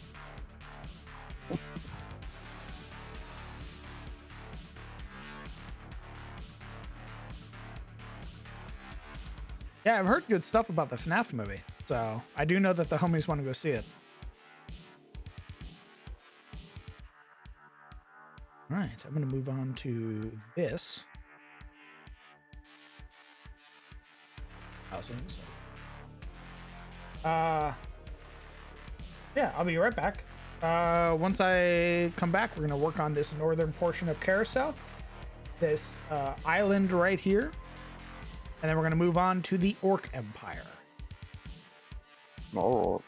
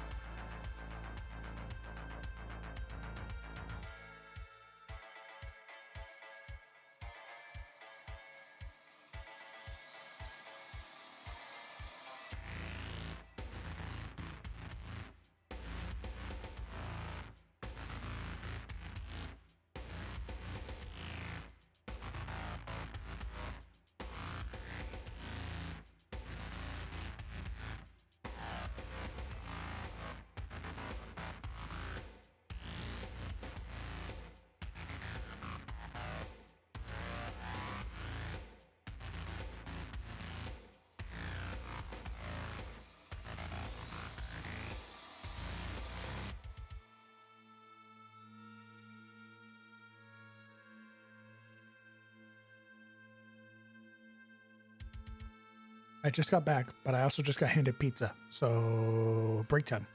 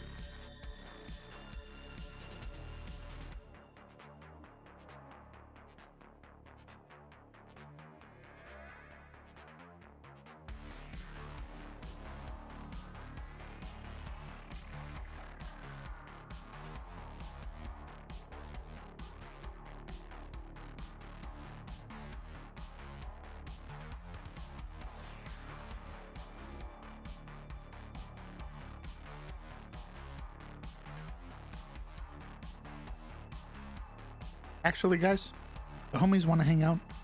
I think I'm gonna call stream here. Go hang out with them. All right. So, hey guys, we did a lot of work today, and I won't stream tomorrow because we got Into the Shadows breach, but you guys will see me on Tuesday, and I'll be posting updates, of course. Yeah, guys, thanks so much for hanging out. I'm gonna go hang out with the homies, and I'll catch you guys around. Until next time, guys. Good night, chat. Have a good night. Catch you guys around. I'll see you around, Zoops. Have a good one, man. Have fun. Good night, everybody. I know it was very impromptu. Sorry about that. But yeah, good night.